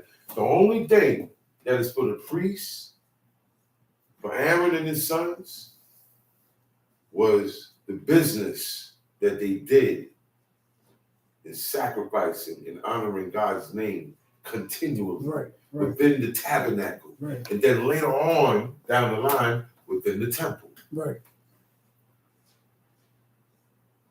So when he says, speak unto Aaron and to his sons, and then it says, unto all the children of Israel, this is for everybody. Mhm. Some sheep. And say unto them, This is the thing which Elohim hath commanded, saying, What man soever there be of the house of Israel that killeth an ox or lamb or goat in the camp, or that killeth it out of the camp, and bringeth it not unto the door of the tabernacle Now, of the when they killed congregation. it, all right, when they killed the ox or the lamb or the goat, that wasn't for food. Mhm. This killing is for the sacrifice. Mhm. He said, anytime you do that and you don't bring it to the tabernacle, to the door, because they got to bring that right to the door. Right. I can't go inside. Right. I bring my offering right here, Right there. and the priest is right there. That's right. That's He right. takes my offering, and I go home. That's right.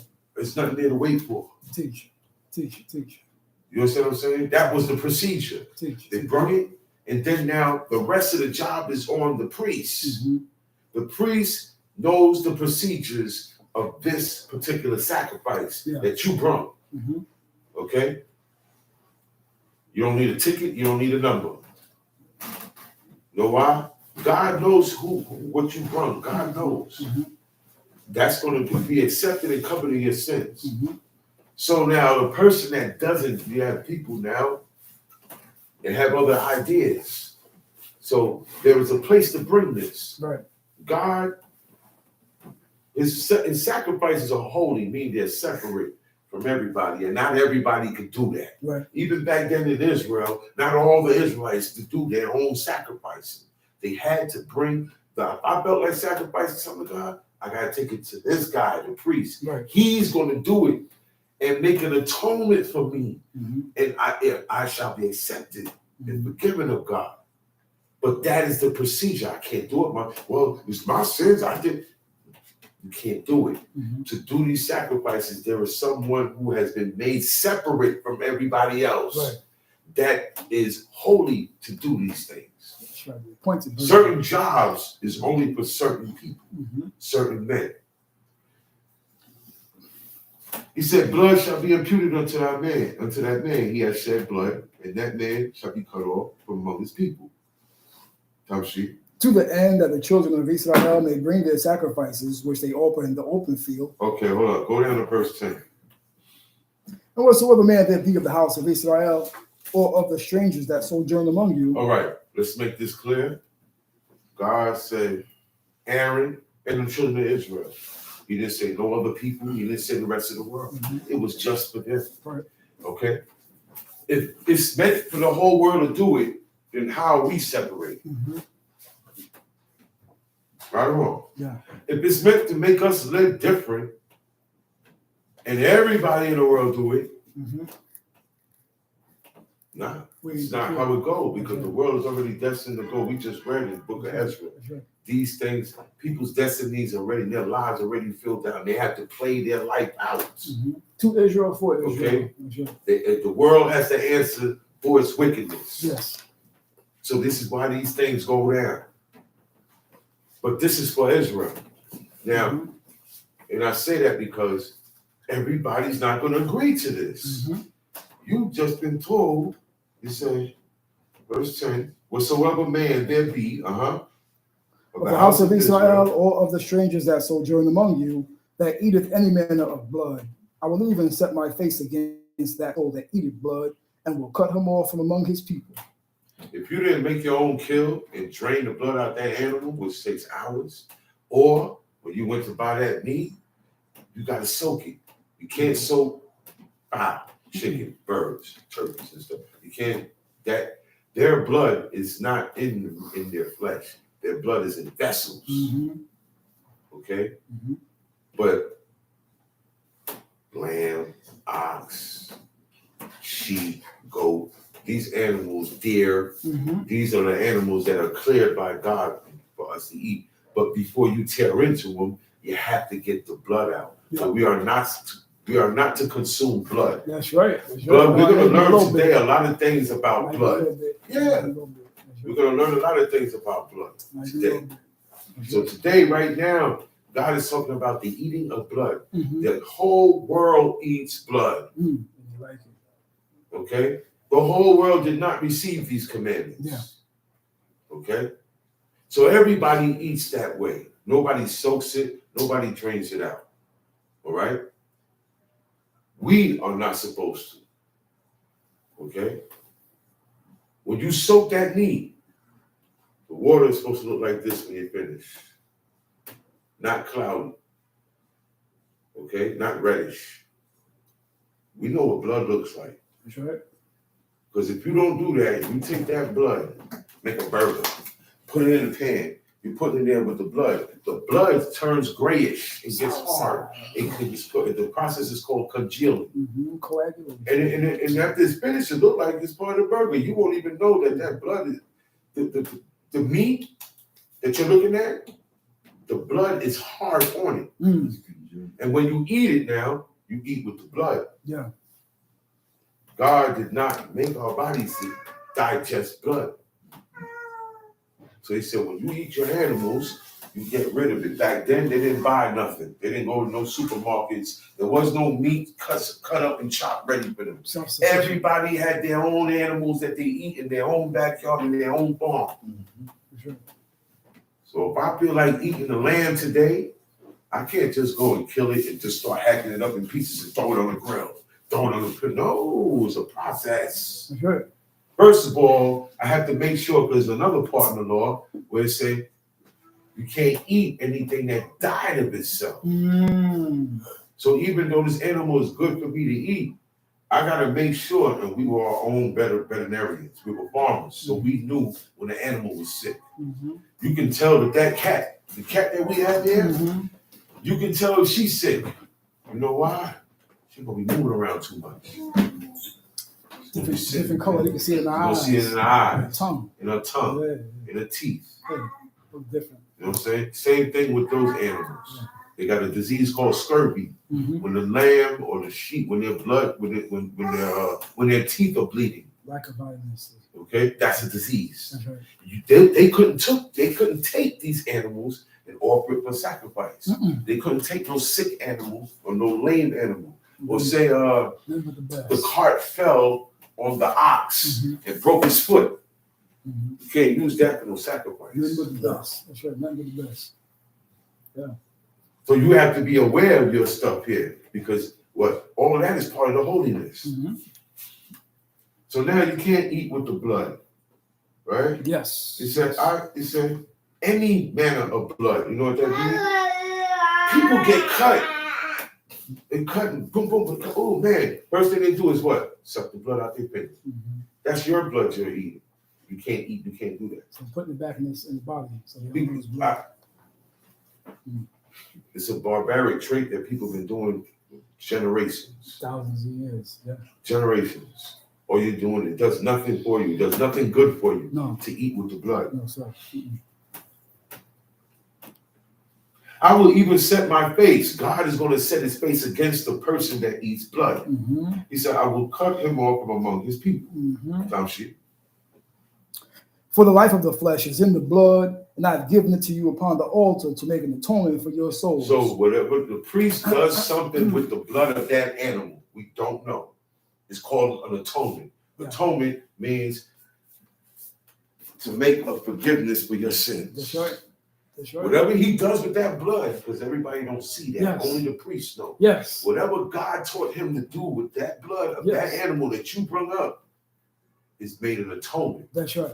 Okay, but That's we right. don't know what it is. It's not written in here. That's right. That's why That's right. Israelites should not be sacrificing anything. Teach, brother. There's no place to That's take right. it. Where is the door of the tabernacle of congregation? Where is it? It doesn't. It's gone. No. Most High took that place and made Jeremiah hide it. Yeah. Yeah. To stop the offerings. Mm-hmm. No more forgiveness. Mm-hmm. You, no more atonement. No, you ain't bringing up nothing. He said, away with your sacrifices. Tamshi. And I have given it to you upon the altar to make an atonement for your souls, for it is the blood that maketh an atonement for the soul. Therefore I said unto the children of Israel, none of you shall eat blood, neither shall any stranger that sojourneth among you eat blood. And whatsoever man there be of the children of Israel, or of the strangers that sojourn among you, which hunteth and catcheth any beast or fowl that may be eaten, he shall even pour out the blood thereof When you and go cover it hunt, with like dust. I said, you got to hit that jugular, hang them up, and let that blood pour out of the body before you go to consume it. Mm-hmm. All right? Tamshi.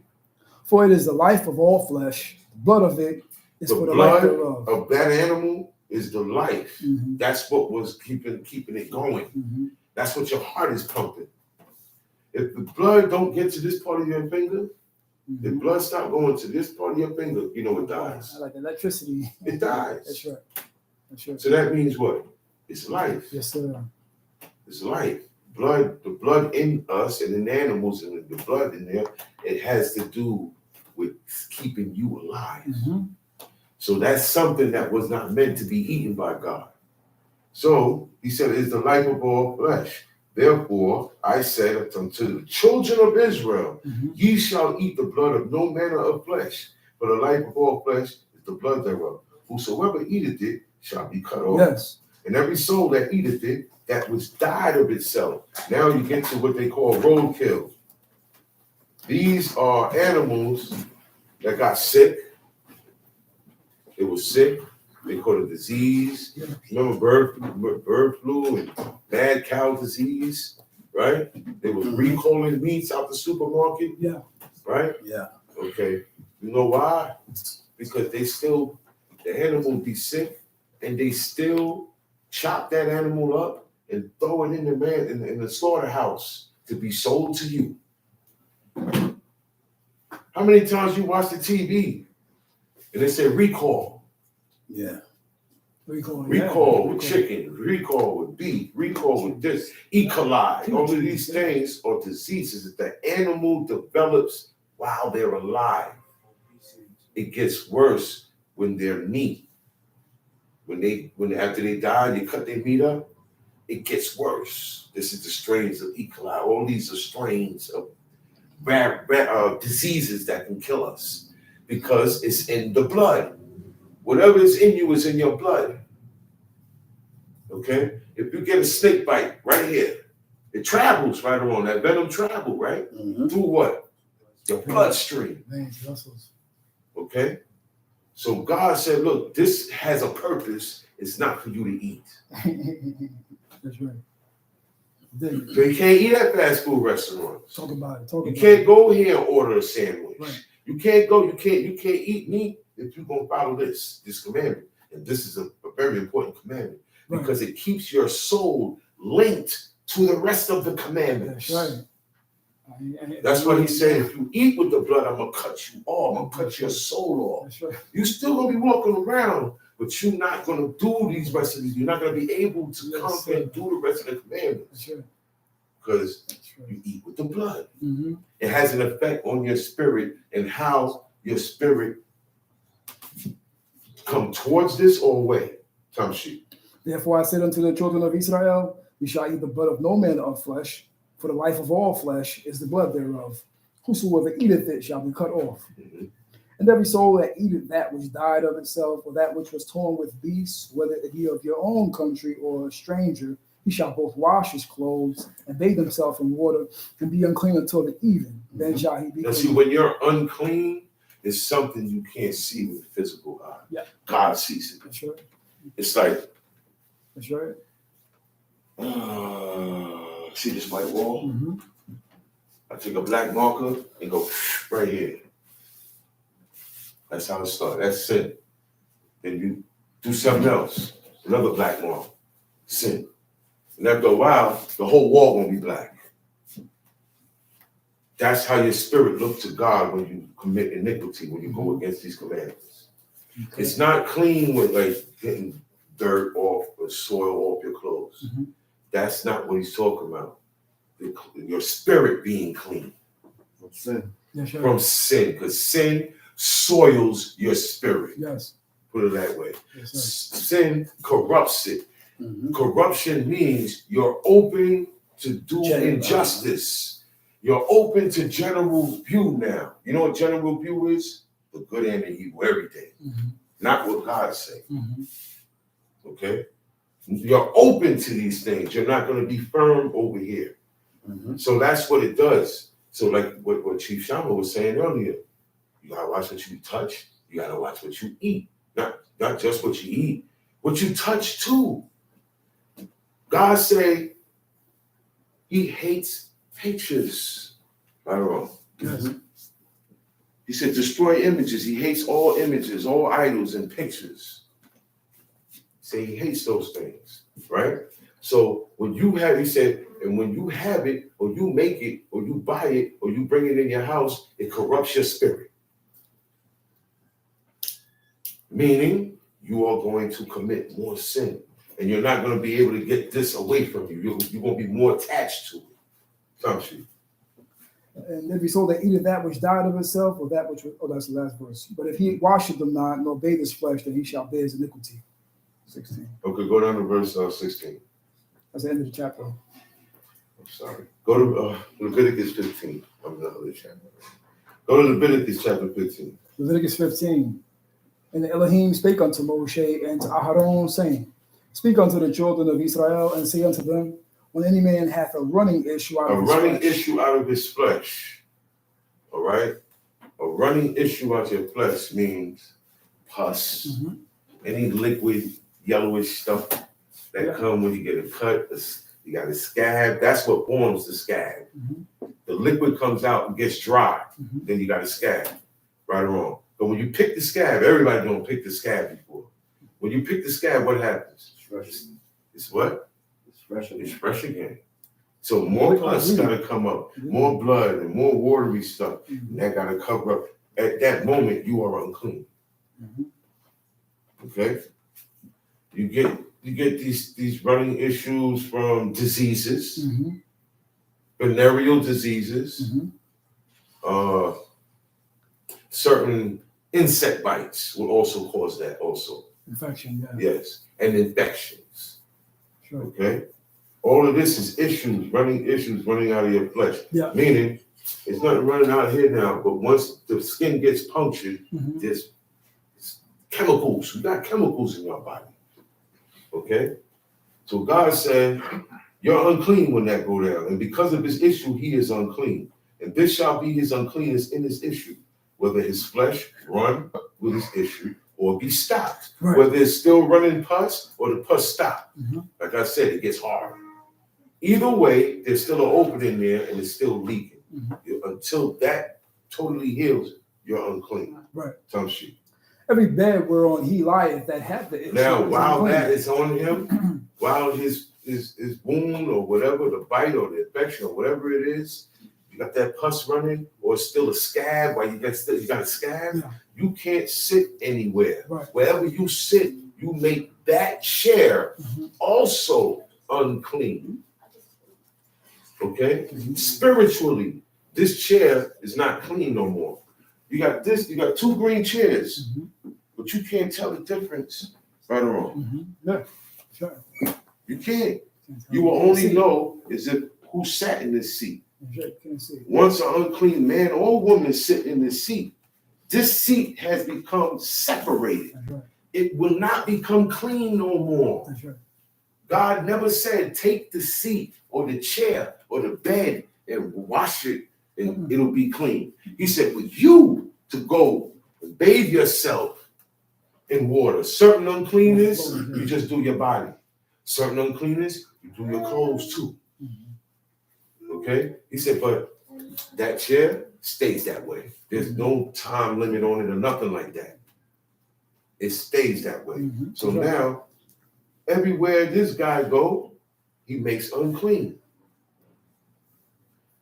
So it's safe to say our houses are supposed to have furniture that is clean, that has not been sat upon or laid upon by anyone who was unclean. Yeah. Because then it's unclean. You got a lot of unclean stuff in your house. Yeah. And then you're going to come in contact with it all the time. And you have to wash. Right. So we got to start doing these commandments now. We got to start separating these chairs. Only women sit in certain chairs. We're going to get a brand new set of chairs, and they're going to be marked. That's right. Certain chairs is only for when the woman is on her period. Now the men, But during the week, the men Shabbat. don't follow these commandments either. Because the man could be could get unclean just as the woman can. Yeah. If he goes into her and has sex with her while she's on her period, Yeah. and that blood come on him, he's just as unclean as her. So then everywhere he sit or everywhere he lay, he will make unclean. So that's why we're gonna read about it. That's why we don't touch our woman. And she don't want us to touch her either when she's on that. She's separated. We don't even sleep in the same bed. She don't cook for you. She don't cook for you. That's when, she good. She do for her and the children if there's children involved. Other than that, you good. You free of your service and duties until the blood stop and you start counting. We're gonna get there though. That's right. Where I'm at. 4. Every bed whereon he lieth that had the issue is unclean, and everything whereon he sitteth shall be unclean. And whosoever toucheth his bed, it's a old custom too.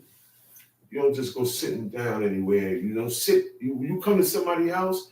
Let them tell you where to sit. Let them tell you to sit. Let them tell you where to sit. Yeah. You don't sit on nobody's bed. Okay? And if you're doing these commandments, you're going to follow that. I'll be very conscious. That's why my father had gloves on. That's right. Very conscious. So he walked with gloves on. This is the reason why he was wearing gloves since the early 80s. Long sleeves. Long sleeve, no skin-to-skin contact. You may be unclean. You don't follow this commandment, so you won't know if you're unclean. Sure. You won't know. You ain't gonna know unless you read this and go by it. Right. And then you gotta be on top of yourself and your household. Yeah. He that sitteth on anything whereon he sat that had the issue shall wash his clothes and bathe himself in water. And then you not clean until the evening. When it's just starting to get dark, it's still light outside, that's when you're clean again. But this process has to be done. If you don't do that, then it's sin and iniquity on you. Yes, you sir. carry that. Yes, sir. You can't go back the next day and wash and be clean again. That's it.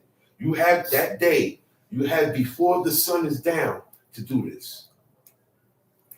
Now, if you go and wash, now you're waiting for the evening to come to be clean. Don't go and sit on the chair or lay on the bed that was unclean. Because now you're unclean again. That's right. You messing the process up. This is why we try our best to have clean furniture. You understand what I'm saying? Yes. Everything has to be. When I remember I say it again, clean. I'm not talking about dirt. Not talking about the spirits in the spirit. This thing is spiritual. Time sheet. And he that sitteth on anything whereon he sat that had the issue shall wash his clothes and bathe himself in water and be unclean until the even. And he that toucheth the flesh of Okay, him. go down to verse 16. And if any man's seed of copulation go out from him, then shall he wash all his flesh in water and be unclean until the even. To copulate means to have sex. Okay? To have sex and have a child. The seed of sex is the man's sperm, the semen. Sure. Okay? He said once it comes from that man, even if he's sleeping, it comes from him. Once it comes out, he's unclean automatically. Right. Semen, that's right. So he's automatically unclean. He said, then he shall wash all his flesh in water from head to toe. All means from head to toe. Yes. He's saying, be unclean until the even. Every garment and every skin whereon is the seed of copulation shall be washed with water and be unclean until the even. Right? He said, the woman also with whom man shall lie with. Made that kind of clear, right? You know what I'm saying? Man also. It said the woman also with whom man shall lie with. I thought it said and man. No. It said the woman with whom man shall lie with. No, woman. It's already established. Yeah. Man lies with woman. That's Woman lies with man. That's No man to man, no woman to woman. That's it. No 3, no 4, no 5, no That's 6. it. No extras. That's Just it. one man, one woman. One man, Husband, one woman. wife. That's it. And they go to copulate. Right? Husband, concubine. When the seed come from him, he has to wash. She has to wash. That's what made them unclean. And wherever the semen has touched, That's the wash. has to wash. You have to wash that also. The sheets. So he said, they shall both bathe themselves in water and be unclean until the even. Yeah, the seed of God, she don't carry the seed. The woman don't carry the seed, but it got in contact with her. It has to get in contact with her. That also, so having sex is an unclean act towards God. It's a duty after sex. You got to wash everything that thing came in contact with. Yep, that's right. To do these commandments is a job. Yeah. Okay? Because things that man does, right, is certain things, the act brings uncleanness. And God gives you the procedure to get yourself correct. Time sheet. And if a woman have an issue and her issue in her flesh be blood, That's the period.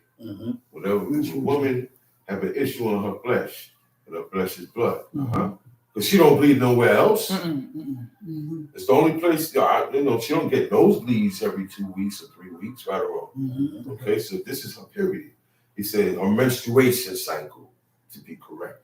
He's time sheet. she shall be put apart 7 days. Once she gets it, she's away for 7 days. That's automatic. Time sheet. And whosoever toucheth her shall be unclean until the even. Whoever touches her, comes into skin contact with her, will be unclean for that day until the evening. Time sheet. And everything that she lieth upon in her separation shall be unclean. Now, just like the man in his issue, same thing with her. Everything that she lies on in her separation, while she's separated. So that means the woman can't go all over the place and be laying everywhere. Yeah. There is a spot for her to lay and sit when she's on her menstrual cycle, so that she don't contaminate other things. You understand what I'm saying? Right. Because wherever she sit at that time, it's unclean. Right. Wherever she lay. Wherever she lay at that time is unclean. Time sheet. And everything also that she sitteth upon shall be unclean. It don't have to be a chair. See that windowsill? She sit on that windowsill. That whole board is unclean. The steps. That's right. It said wherever she sitteth upon. That's right. See? What verse? 22. 22? No, 20. 20? Yeah, 20, yeah. Okay, time sheet. 21 now. And whosoever toucheth her bed shall wash his clothes and bathe himself in water and be unclean until the You evening. can't even touch her bed. That's her bed when she's on her period. I can't go by my woman bed. I can't go. I gotta stay out there. I have to have somewhere separate for her to be while she's on her period. We can't be in the same room right now. Because everything in that room is hers for her separation. We got a separate room. They had a separate area, a separate room with a bed. Because these things don't get clean again. Or these artifacts don't get clean again from there. So her bed and her chair, that's called the bed of her separation. That's right. That's the bed she lies on when she is separated. That's right. Okay? She get clean, she go back to her regular room. But when she get clean, she don't go back in this room no more. That's This right. room is only for her to habitat, but this area or these items only for her to habitat while she's on her menstrual That's cycle. right. That's right. Because if she don't do that, then she gonna be touching and sitting and everything. People gonna be touching her. People, whoever touches her, you shall be unclean until the evening, right? Right. And whoever, if I go and I touch her bed, now to touch something, do I touch with my knees? Did I touch it? No. Did I touch it? No. No, there's no contact. What I touch with, brother? Your hand. My hands. Mm-hmm. It said, put forth your hand. When you go to grab something, what you use? Your hands. Yeah. When you go to touch something, when you go to strike something, hit something, you use your hands. This is what you touch with. That's why you wore the gloves. And that's why it's good to follow someone who takes this seriously. Yeah. Not look at it like it's a joke, because people did that. Yeah. Israelites did that. Ah, man. It's the only one doing that. Mm-hmm. But guess what? One man said later on, when COVID came in, everybody was gloves. Mm-hmm. He said, look, see, you wear gloves now. He said, but for the fear of God, to do his commandments, you didn't want to fear. Yeah. The man was telling y'all about this, but now look, you're putting the gloves on now. Laugh now. Yeah. Laugh now. He's way before his time in this, man. Mm-hmm. Come see. And whosoever toucheth her bed shall wash his clothes and bathe himself in water and be unclean until the evening. And whosoever toucheth anything that she sat upon shall wash his clothes and bathe himself in water and be unclean until the evening. You notice it doesn't say anything about washing anything that was sat upon, right or wrong. Right. The only washing gets done is your clothes and you in these situations right here. That stuff is contaminated permanently, okay, in the eyes of God. So it's you either throw it away or you keep it. When you got a visitor and the woman is on her menstruation, that's where she sit. This is for where she sit. Now, women know when they're close. They know their cycle. It's like a schedule, right or wrong. Right. Okay. So man, don't go running up in there when it's close to the schedule. Mm-hmm. You ain't got no business around her right now. Mm-hmm. Because you'll bring it down. Right. Right? Yeah. This is wrong stuff. This is all this is the commandments of God. Right. It's commands for when a husband and That's wife right. have sex. That's right. That's right. The fluids start flying, you gotta clean up, you gotta wash, you gotta do this, you gotta do that. Right. There is a contamination in the spirit world that goes on with that. Come see. And if it be on her bed or anything where she sitteth, when he toucheth it, he shall be unclean until the evening. And if any man lie with her at all, and her flowers be upon him, Anything that the blood touches, it's automatic. Now, if the man that's lies with her, okay, and her flowers is another word for her period blood.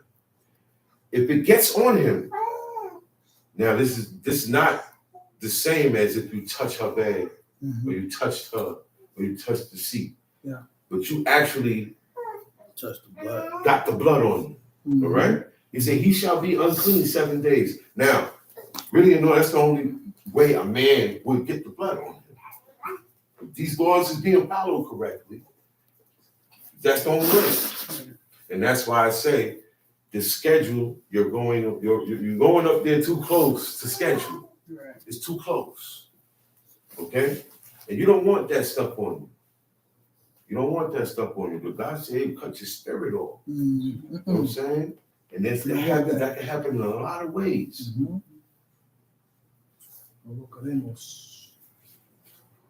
And if any man lie with her at all, her flowers be upon him, he shall be unclean 7 days, like her now. Right. And all the bed whereon he lieth shall be unclean. And if a woman have an issue of her blood many days out of the time of her separation. The time of her separation is 7 days, remember? Right. It says she shall be put apart 7 days.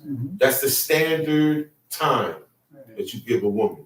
Now, at that 7 days, she got to check and see if she's still spotting, if there's still a little shade there. Because if you still bleed beyond them 7 days, just stop counting and wait until you stop. Then you count another 7 days, right? And then at the end of that 7th day, you're clean. So all that time, my man, you gotta stay away from it. Yes, sir.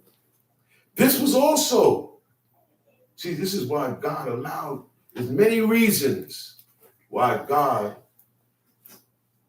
it was a common thing all over the world. It wasn't just Israel. Everybody had more than one wife. Right. Wife.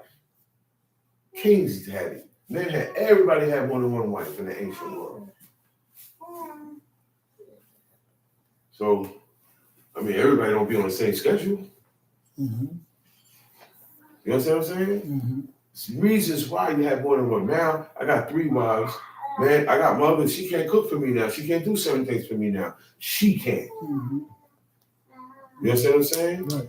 And it wasn't a problem like it's a problem today. Because people have veered off so far from the ancient path. This is the ancient way. It has been, the men have taken advantage of that privilege, and the woman want to stop the privilege.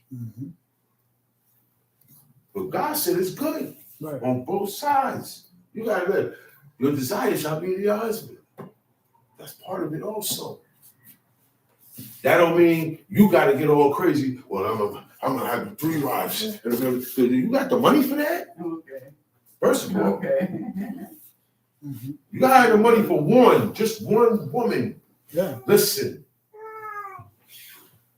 You know how much people used to say, "Oh man, I hear y'all guys can have more than one wife. I want to be an Israelite." Remember back in the days, early 80s, people thought that was what it was all about.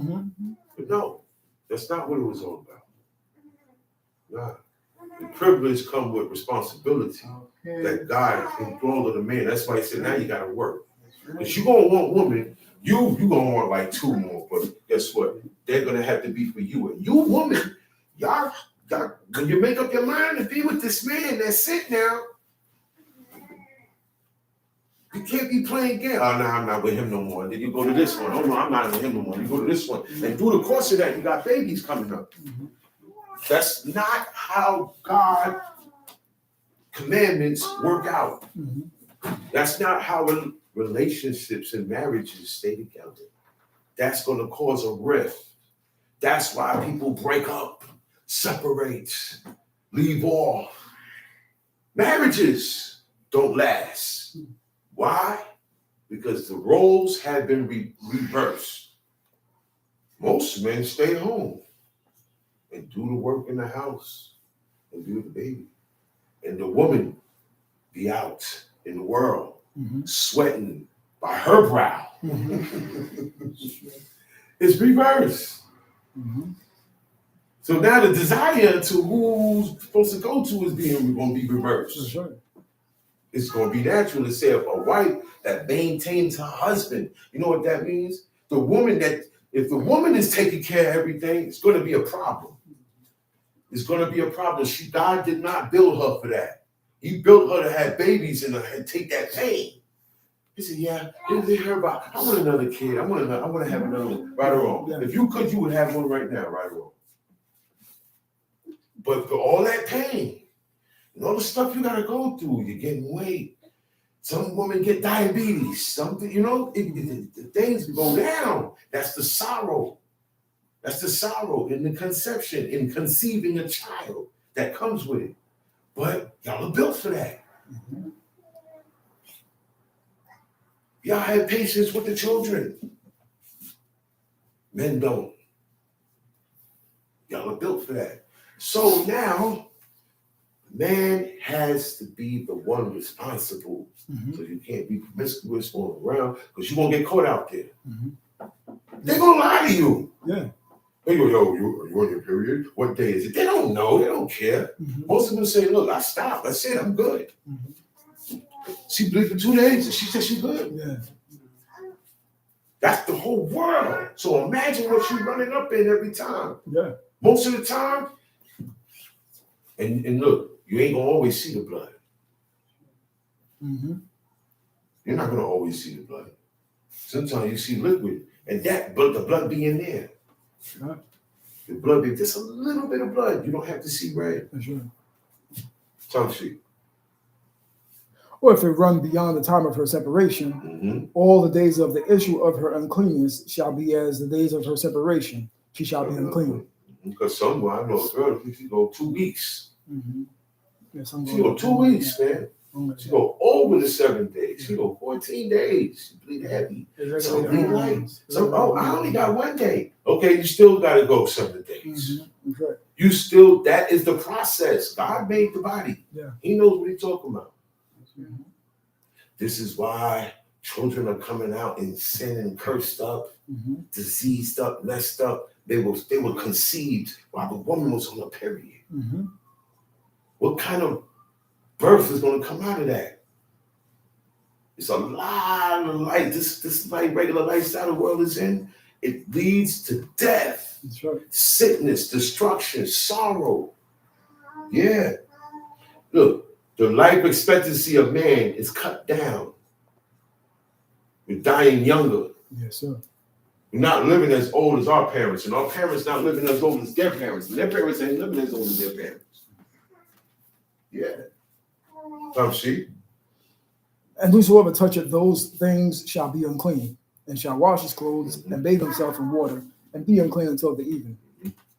But if she be cleansed of the issue, then she shall number to herself 7 days. That's why, look, to follow these commands, you can't, look, if you won't follow this, watch it, call it the washing law. Yeah.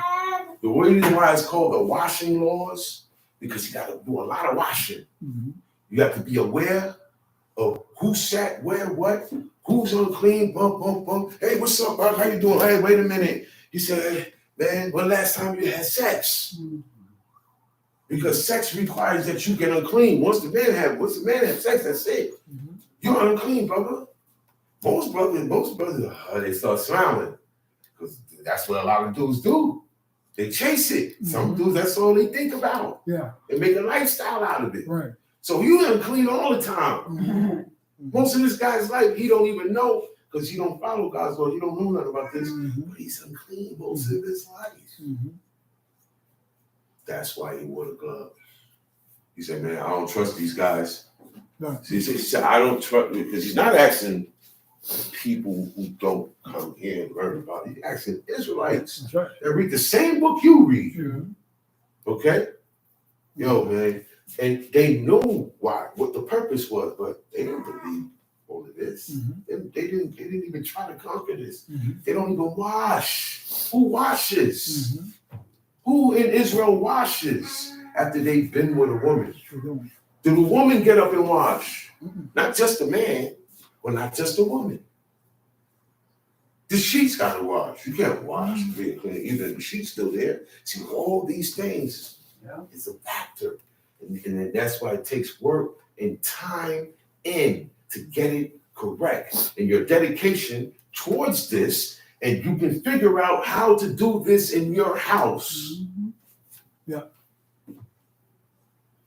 You can make a separation because you got to make a separation in your house. Oh, yeah. The clean, the unclean, the holy and the unholy. God said you got to make a separation. Some sheep. But if she be cleansed of her issue, then she shall number to herself 7 days, and after that she shall be clean. All right. And on the 8th day she shall take unto her 2 turtles. But you don't have to do this today. No. Because you take the turtle doves to the tabernacle, to the priests. So you don't have to do that today. The main thing is be on point when that's that time, when that time is coming. So keep it to yourself. Man, leave her alone. You gotta wait a while now. Chill. This will teach the man self-discipline and control also. Right? Yes, sir. And these are things that nobody's doing. Not even Israel's doing this. Not even Israelites are doing these things. And we are required to do these. We are required to follow all of this. Time sheet. And on the 8th day she shall take unto her 2 turtles or 2 young pigeons and bring them unto the priest to the door of the tabernacle of the congregation. And the priest shall offer the one for an iniquity offering and the other for a burnt offering. And the priest shall make an atonement before her, before Elohim, for the issue of her uncleanness. He makes an atonement for her. Thus shall you separate the children of Israel from their uncleanness, that they die not in their uncleanness, when they defile my tabernacle that is among them. This is the law of him that hath an issue, of him that whose seed goeth from him and is defiled. This is the law. This is the law for a person whose seed, or man's seed goes from him, or have the issue, or have issues running, liquid and pus running from him. This is the law of how to take care of these things. Time sheet. So, go to Leviticus 11. What verse? And the Lord spake unto Moses and to Aaron, saying unto them, speak unto the children. Before we start, what I was saying about this thing with blood, even when Cain killed Abel, his brother, right? You know what God said? He said, yo, where's Abel, our brother? He said, I know not where my brother's keeper, right? He said, man, the blood of your brothers, the voice of your brother's blood.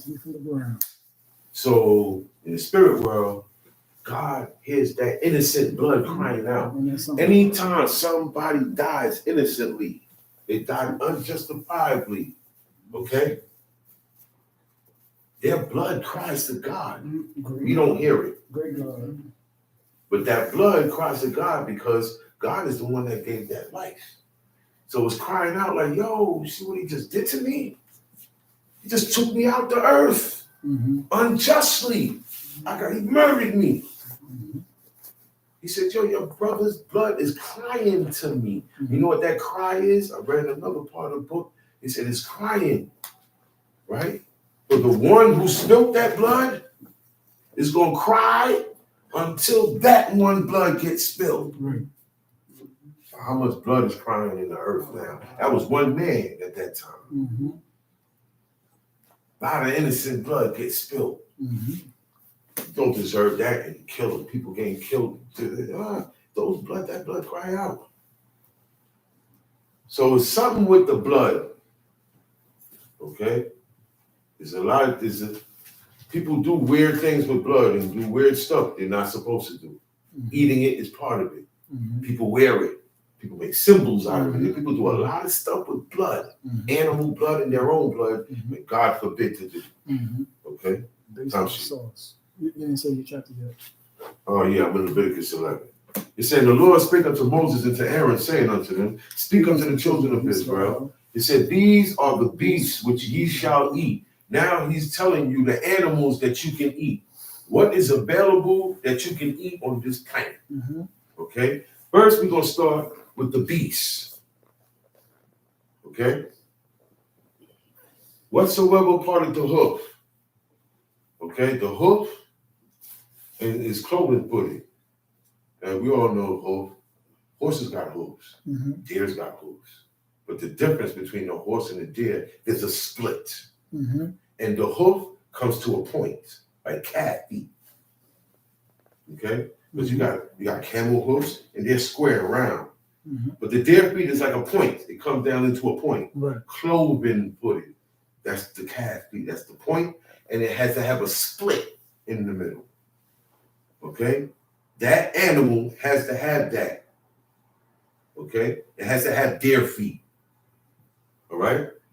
And Cheweth the cud. Go read. Whatsoever part of the hoof and is cloven footed, and cheweth the cud among the beasts, that Now, shall and you eat. it also has to chew the cud. Chewing the cud means it has more than one stomach. That's all. Mm-hmm. And it eats Regurgitate. whatever it eats, it regurgitates, and it eats again, and it goes down in another stomach. That's how certain animals digest their food. Right. Certain animals have 2 or 3 stomachs. A rabbit chews the cud, right? But we can't eat rabbits, hares, conies, they're all in that family, but they have paws. Mm-hmm. They're not cloven footed like the deer. So they only have one. They gotta have both. Yeah. You gotta chew the cud and be cloven footed with the split. All right? Time sheet. Nevertheless, these shall ye not eat of them that chew the cud, or of them that divide the hoof. Now look. Some of these animals only have one characteristic. Mm-hmm. So God is going to call them out and say, look, man, these guys have a split, but they don't chew the cud. Mm-hmm. And these guys chew the cud, but they don't have a split. Mm-hmm. You can't deal with none of them. Mm-hmm. That's to show you that the animal and the beast that you eating must have both characteristics. Right. Time sheet. As the camel, because he cheweth the cud, but divided not the hoof, he is unclean unto you. We can't eat camel. Over in Ethiopia and Africa, certain parts of the Middle East, Arab's country, that's a delicacy. Mm-hmm. The hump, they make slices out the hump. They knock that camel out, they drag him, and they prepare a feast out of that camel. They choose the cud because you always hear them chewing. Anytime you see an animal chewing, they chew the cud. But his feet are not like their feet. It's not pointy, it don't have no hook. Mm-hmm. You got a regular flat hook like this. Mm-hmm. You got knuckles that point out. They call it camel toes. Mm-hmm. You got toes. Yeah. All right? Time sheet. And because he cheweth the cud, but divided not the hoof, he is unclean unto you. Now, I can, not saying that, now see, while that animal is alive, I can touch him. I can get on top of him and ride him. But once that animal is dead, I can't have no contact with that body. Yeah. Okay? My skin can't have contact with the body. Mm-hmm. I'm gonna have to suit up, wrap him up, and dispose of him. I can't touch him. Time sheet. And the coney, because he cheweth the cud, but divided not the coney. hoof. Like Coney Island. That's what that area was named after. Right. Because back before they started building stuff there, it was a lot of conies. Conies are rabbits that live way up. And that's some. Way up. Most rabbits, regular rabbits, they dig down. Mm-hmm. And hares are in between. They're all in the same family. He said, you chew at the cud. Rabbits, they chew, they stay chewing, but they divide not the hook. Right. He is unclean to you. Right. Okay? Mm-hmm. You can't eat it. You can't wear nothing made out of rabbit fur. No. Okay? That's right. Mink fur, like That's right. mink's furs, you Yeah. can't wear that. No. You can't be like this. This is where this separates you from them. Certain things you can't wear, like the rappers and everybody else. Mm-hmm. You ain't gonna see me with a mink. Them things cost money. Yeah. Top-notch money. They cost more than Sherlin's. And that's lamb. That's lamb skin, lamb fleece, sheep Right, fleece. right. And that's good. You can wear that. Mm-hmm. But then now when people start really making money, they look down on that. They'll get me a mink. Right. Or they get them a stole. You know, some rich females, you see the actual mink around her. Right. Raccoon hats. Mm-hmm. All of these are animals that we can't eat Alpaca. or touch when their body is dead. Yeah. Let alone making clothes out of it. That's right. You can't wear these things. There's no such thing as good luck. So you don't have no use for a rabbit's foot. And then, We don't deal with these things. We don't deal with symbols to have good fortune or things to be good with us. We don't have to have no artifact. Let me tell you something. We don't have to have no artifact or no symbol Okay? For us to have a link with God. That's right. For God to recognize you. That's right. That's what the heathen do, and they had that to represent their idols. In Amos, was it Amos? Yeah, it said, no, not Amos. Zechariah. It's one of those prophets, minor prophets. It said, the star of your God, Momo and Chi. I don't say their names. Okay? Meaning they had stars. 5-point star, 6-point star, 7-point star, right? But a real star don't have points. Okay? Stars that God got up there, that's light. It don't have no point. It's like light. This is light. They don't have points. Have you ever seen a star with a point? No. It's man-made stuff. Stars that man had here and be painting and run, that stuff represents the idol. It represents a fake God. It represents paganism. That's why my father, he was also a veteran, and when he passed, the Veterans Administration, they gave him what? A flag. They gave him a big giant, all veterans get that at the end. But guess what? He didn't come through this door. He didn't come through this door. He would, no. You don't think about what he died, we keep it in. No. Because that same man taught us that those things are diabolical. Those symbols are diabolistic symbols. Stars, 5-point star and a 6-point star is used in witchcraft. Yeah. All right? Trust me on this. That's where it comes from. It is not the Star of David. You will not read it in here about any star being the Star of David. Okay? We don't deal with symbols. We don't deal with logos. We don't deal with nut crosses, triangles, shapes, eyes, hands, feet. We don't deal with none of that. We serve a God that don't like none of that stuff. Facts. Plain and simple. Facts. Sure. If you don't like it, we don't mess with it. That's right. That's what makes us holy before him. That's right. Okay? Tom sheep. And the hair, because he chewed the The card. hair is also the rabbit and the coney. Because people eat this, man. People eat possum, which is a big giant rat. A long, thick tail. I had one go like this. Big giant one. It'll ride you just like the cat. Those are big rats. You're ready to kick them. Okay? Beavers, muskrats. Only leave them things alone. Let them do what they do. Yeah. Let them help keep the earth, what they call it, the global warming, the weather, and it. You messed it up, man. That's right. Man's iniquities.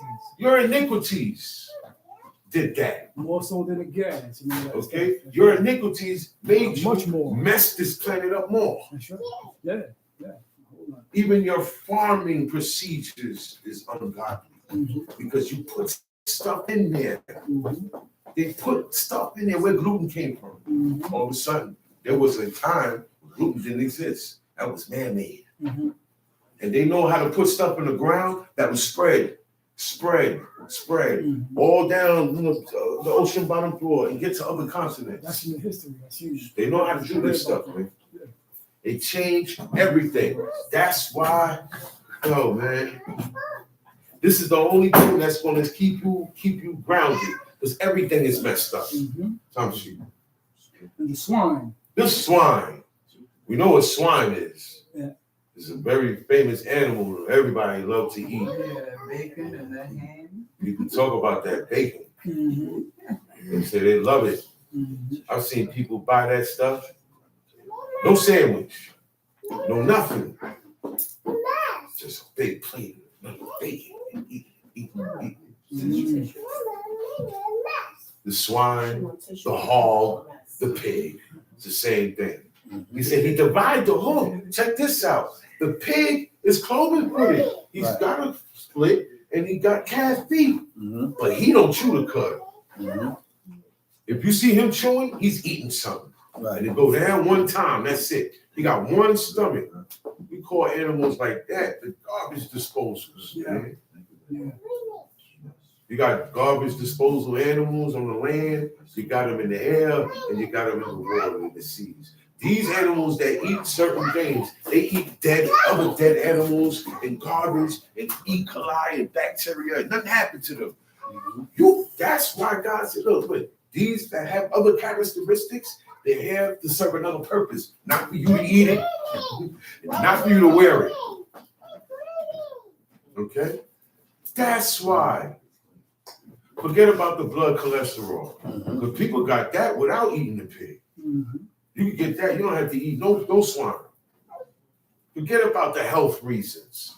God did not say because of your health reasons, because of your pressure not to eat swine. That's not why. He never said in here for health reasons. Right. Sometimes he never gave you a reason. Some things he leave it blind so you could just follow it. Like the man said, it's not good to question everything. Mm-hmm. It's not good to question God and his commandments. All right? He said, the swine, though he divide the hook and be cloven footed, yet he cheweth not the cud. He is unclean unto you. Of their flesh shall ye not eat. Of their carcass ye shall not touch. Mm-hmm.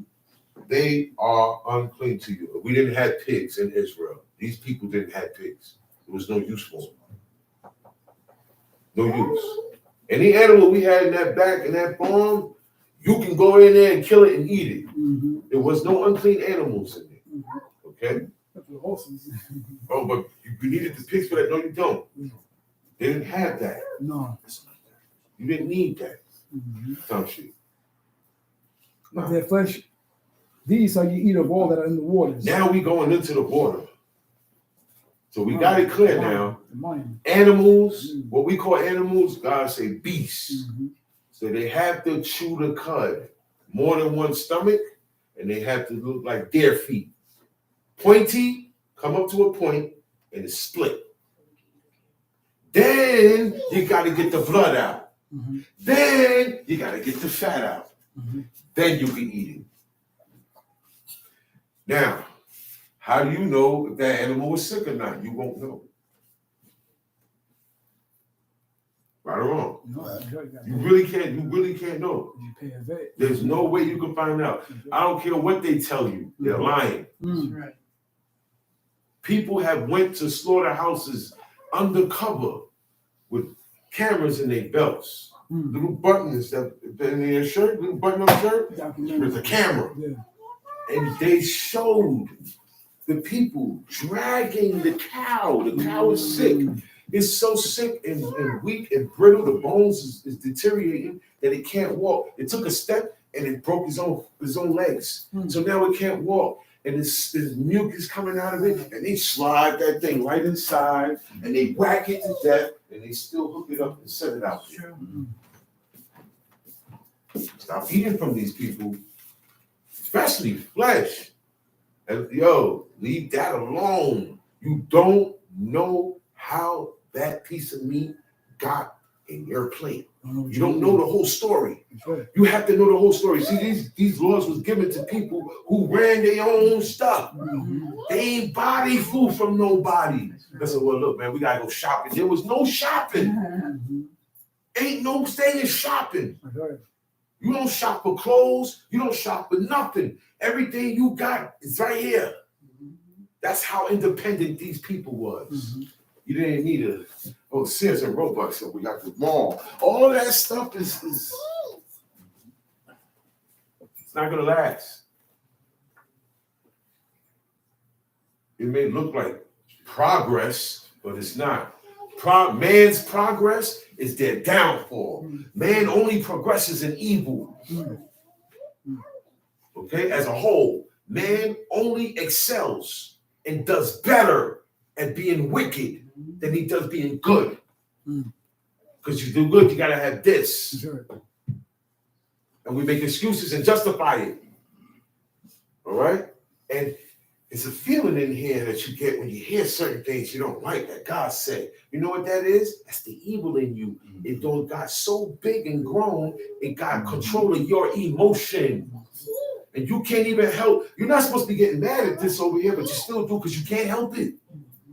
Now, he said, this is the condition of the battle. You know what the battle is? You, and inside of you. That's the person you got. I can't do. Look. Your husband can't change you. Your wife can't change you. All right? You got to change.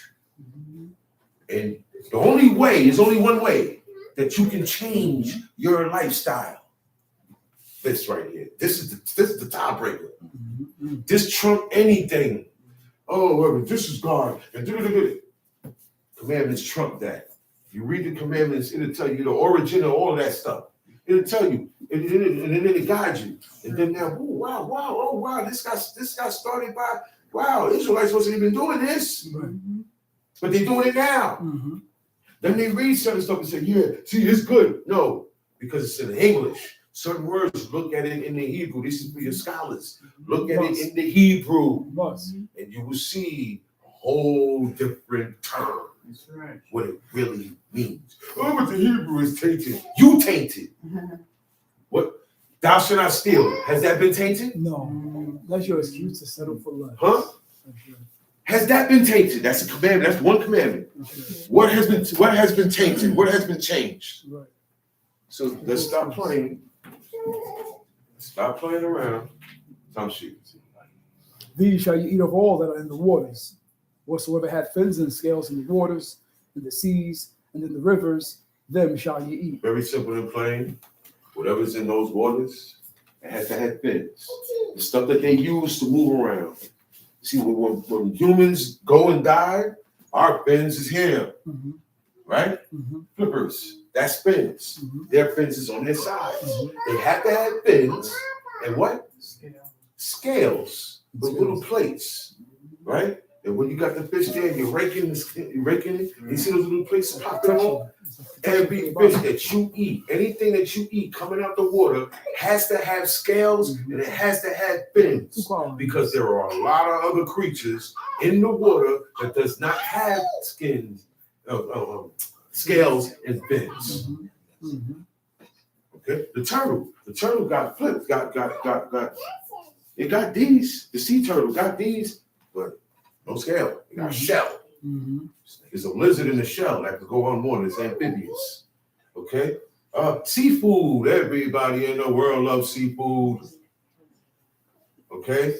Gotta leave it alone. People love that, man. It tastes good, but I'm gonna tell you the truth. You're eating pus. If you eat a lobster, it's the same as eating a water bug. They have the same anatomy. If you take a water bug, and you put him on his back, and you take a lobster, you put it on his back, you're gonna see the same thing. It's just the water version of this insect. People already eat roaches. Got antennas. People already eat roaches. And they both go like this too. Okay? And my man here, he got claws because you gotta be in the water. Okay, the water bug got wings. He used to fly away. They're the same, y'all. Trust me. If you don't believe me, Google is there. This is what I tell people. The truth is there. The facts, though, not what people say. The facts are there. It has the same anatomy. All right. There's no scales and fins on it because seafood, their skeleton is outside. And the pus is on the inside. Clams. It's just a shell with a bunch of pus in it. People eat it raw. They put lemon on it. It's soft. They go, you can't even chew it. Cancer. You can't chew it. Cancer. Okay. I need pills. I can't perform right in bed. My wife gonna leave me. Seafood. Oh man, these things are good aphrodisiac. Can make you horny. Okay. Keep on eating that stuff. You see people get iodine poisoning, right? Iodine poisoning. It's in that seafood, all that stuff. Crabs, oysters, mussels, Brussels, snails. You ain't got no business eating none of that stuff, man. And you can't get fish from a place that sell these things. The whole joint is unclean. Yes, sir. It's squid, octopus. Yeah. That's a very big thing, yeah. Yeah. Fish eggs. Squid and octopus. Fish eggs. They put it in their rice. Pulpo. Claro. Pulpo. What is poo? First time I ever heard that. Pulpo. I was locked up. Mexican dude. He said, "Get that pulpo." I said, "He next to me, you got octopus." He said, "Yeah, you don't know about it." I said, "Nah."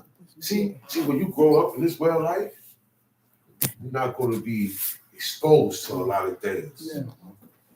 I was like, "Well, people eat." I didn't know that. I didn't know people eat octopus. I was like, Chinese. what?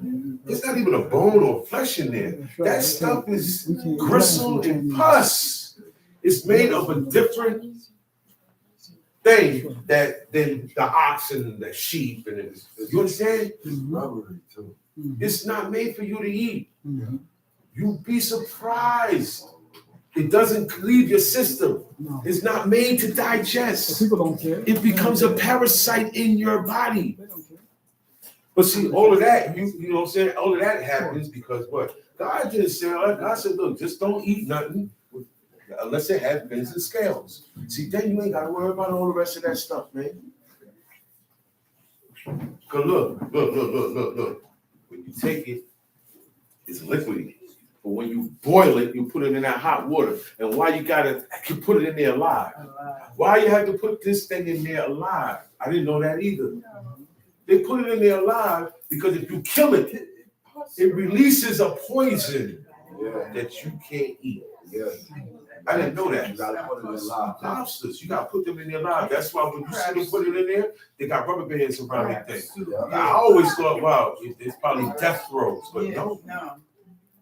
They claw them and keep them there, and you watch, they be alive. Some of them be running away. I see on TikTok, and one was like this, running. He's trying to get away, not knowing there was a big pot there waiting for him, and he fell right into the pot. They're killing and eating animals that don't even need to die. These guys are cleaners of them. Oh, and shrimp. You got king shrimp, jumbo shrimp. You can't eat that, man. You see what it looks like? It's not flesh.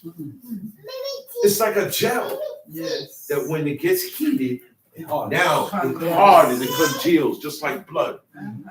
Pus, liquidy stuff, blood, and all that stuff. You see where the commandments come in at? You're not going to have these things in your body, and it makes your spirit unclean. He said, these things are unclean to you. Leave those things alone. Crawfish down south, they got big, the whole park got taken over. They're having a crawfish animal, a crawfish. The only thing they eat is little small miniature lobsters called crawfish. You can't eat eels. Eels is a water snake. Some of them will electrocute you. You can't eat caviar. Caviar is any fish egg. They just get fish eggs and put it in the thing, and that's caviar. And they put a price on it. And people think they're doing something eating it. Oh yeah, I'm eating caviar. Our fathers ain't a Ritz eating cracker. I don't want no way. What kind of, it's expensive. Yeah, they ain't just- The lowest form of caviar is expensive. Yeah. But all the things I noticed that God say is unclean to eat, the world made businesses out of it, made fast food restaurants out of it. They make money out of it, and they're making they're gonna make sure the whole world eat it. See, the ones out here, the heathen, there's one. There are ones who know, and they define it, and they're helping to keep everybody in defiance, and that's how it is going to play out. Okay.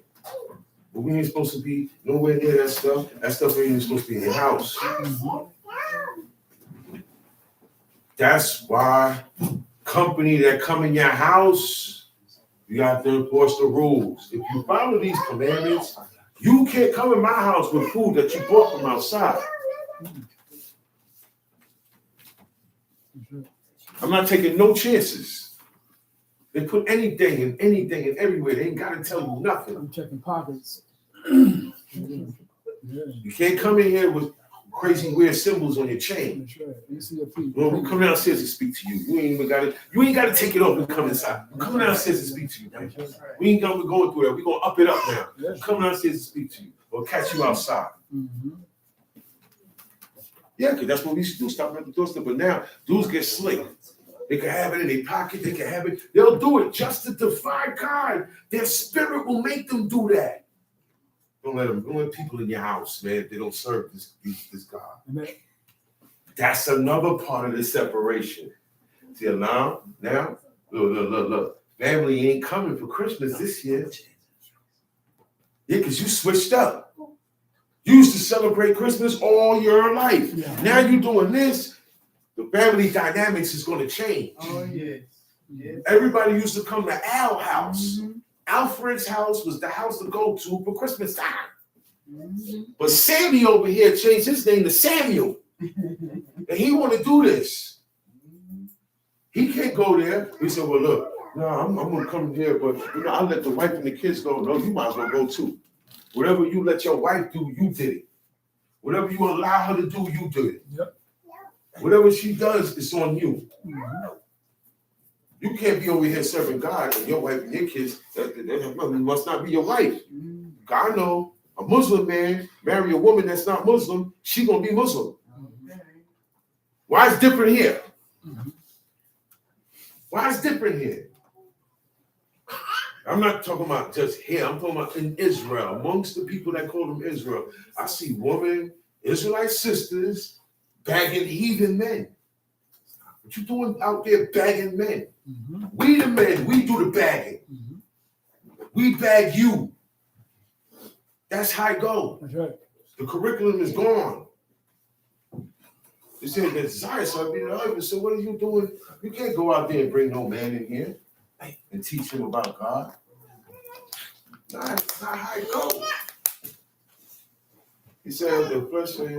He said these are you, all that have not been to scales in the seas, in the rivers, of all that move in the waters. They got a thing called conch. Anybody heard of that? I can see there's a lot of Israelites that's from the islands, and this is a dish in the islands. It's called conch. It looked like a seashell. Okay, look it up later. It looked like a little seashell. It's a fish, but it looked like a seashell, and it lives inside of the shell. And they take it and they eat that. It's a delicacy in the Caribbean. See all these things, you gotta leave alone. You got people coming from Panama, Kingston, Jamaica, Barbados, from all these different islands with different customs, different beliefs, different practices, and dishes. Unholy, unclean dishes. You meet God and his laws, and you decide to do this, all that, you start a whole new life. Your taste buds gonna get rearranged. It's called reset. You know what reset means? You put everything back to default setting. God did that. He flooded the world. Reset everything. Only save one man. But reset everything. And then what he said in time, they got more evil than the first. So God said, all right, play out. And we living in the play outs. It's like I know. That's what this man was just showing y'all in Ezra. Yeah. People talking about the apocryphal of the book. Yo, man, that stuff is real. We are living the play outs. God said, okay, look, I'm not going to keep wiping everybody out. And y'all, because the evil seed is in there. So I'm going to let it rock out. And that's his mercy. Because he even said, you know what? Shut down. I ain't got to reset nothing. But he don't get down like how we do. I don't have my way. Give me my basketball. Nobody play. That's how we look as grown people. When we don't have our way. Tom sheet. 10. And all that have not fins and scales in the seas and in the rivers, of all that move in the waters, and of any living thing which is in the waters, they shall be an abomination unto you. They shall be even an abomination. You know what an abomination is? Whatever you don't like or you, ooh, that's disgusting. Whatever is disgusting to you or nasty to you, that's what an abomination is to God. Whatever God look at as hateful or disgusting or an act, it could be an act, something said, something done, or something made. You understand what I'm saying? Those things are abominations. And you tell us what abominations are. Abomination is something detested by God, hateful by God, something that God doesn't like. Tamshi. They shall be even an abomination unto you. You shall not eat of So their they gotta flesh. be an abomination to you. If whatever's an abomination to God, gotta be an abomination to you. Right. Tamshi. You shall not eat of their flesh, but you shall have their carcasses in abomination. Whatsoever hath no fins nor scales in the waters, that shall be an abomination unto you. And these are they which you shall have an abomination among the fowls. Now we into the birds. We in the air now. We in the air now, Tamshi. They are an abomination. The eagle and the ostrich. Okay, I'm gonna run them down real quick. I got a couple minutes left. The eagle, the ostrich, the osprey, the vulture, the kite after his kind. When you see after his kind, meaning the eagle and everything in the eagle family. The kite, everything in the kite family. The ostrich, everything in the ostrich family. All right? The owl, because you got big owls, you got small owls. You got owls that come out in the daytime. Mm-hmm. You know that, right? Yeah. You got certain owls that come out in the daytime. You got certain owls, most come out at night. Mm-hmm. You got owls that are real fast. Yo, them things are dangerous. Owls, they're dangerous, boy. They're big too. I seen one, real life, this big head. And they really do that sound. Them things is big, man. But we ain't got no business eating it or wearing it. We don't wear the claws of the animal or none of that stuff. We don't kill lions and drape it around our body and wear the lion. Yeah, I killed the lion and I wear. We don't wear bears. We don't have bear relics in our house. Moose head on the wall. Elephant tusk. Elephant tusk. Those are unclean animals, number one. Don't know what you hunting them for. Leave them things alone, man. We are a different people, man. When you hunt, you went out there to hunt to eat. Not for a trophy. You didn't mess with none of these things. You can put a dead animal head on the wall. A dead animal head on the wall. Oh my shit, yeah. That's like coming to America. You got a whole lion spread across the shoulder. That don't mean nothing. That don't make you mighty. All this is part of paganism. The owl, the nighthawk, the cuckoo, the hawk after its kind, the little owl, the cormorant, the great owl, the swan, the pelican, the gare eagle, the stork, the heron, the lapwing, the bat, all fowls that creep going upon all four. Now, in my studies, I see that 99% of all birds are unclean. All right? Chicken is unclean. Chicken, the ancestor of the chicken is an unclean bird called the jungle fowl. Okay? And it is the descendant of theropod dinosaurs. Theropod means the bird got 3 big toes like this. Not all birds got this. If they got this, they came from the line of lizards, which we call dinosaurs. Okay? Feathers. Did you see the scales that be on a lizard, that be on a fish? With the chicken, they turned into feathers. Yeah. Yeah, in time. These little birds, these fowls came from these great giant beasts. They were devolved. You heard of evolve, right? Mm-hmm. These things were devolved. Okay? With that, I hope you got on what was Lord wants to be brought for the rest of the day. Remember, today is the Shabbat day. We got to keep our words, our actions, and our minds clear, only on the Lord. And we'll be here back here, same time next week, same channel, same everything. Any announcements? No. With that, Shabbat Shalom Lekah. Shabbat Shalom.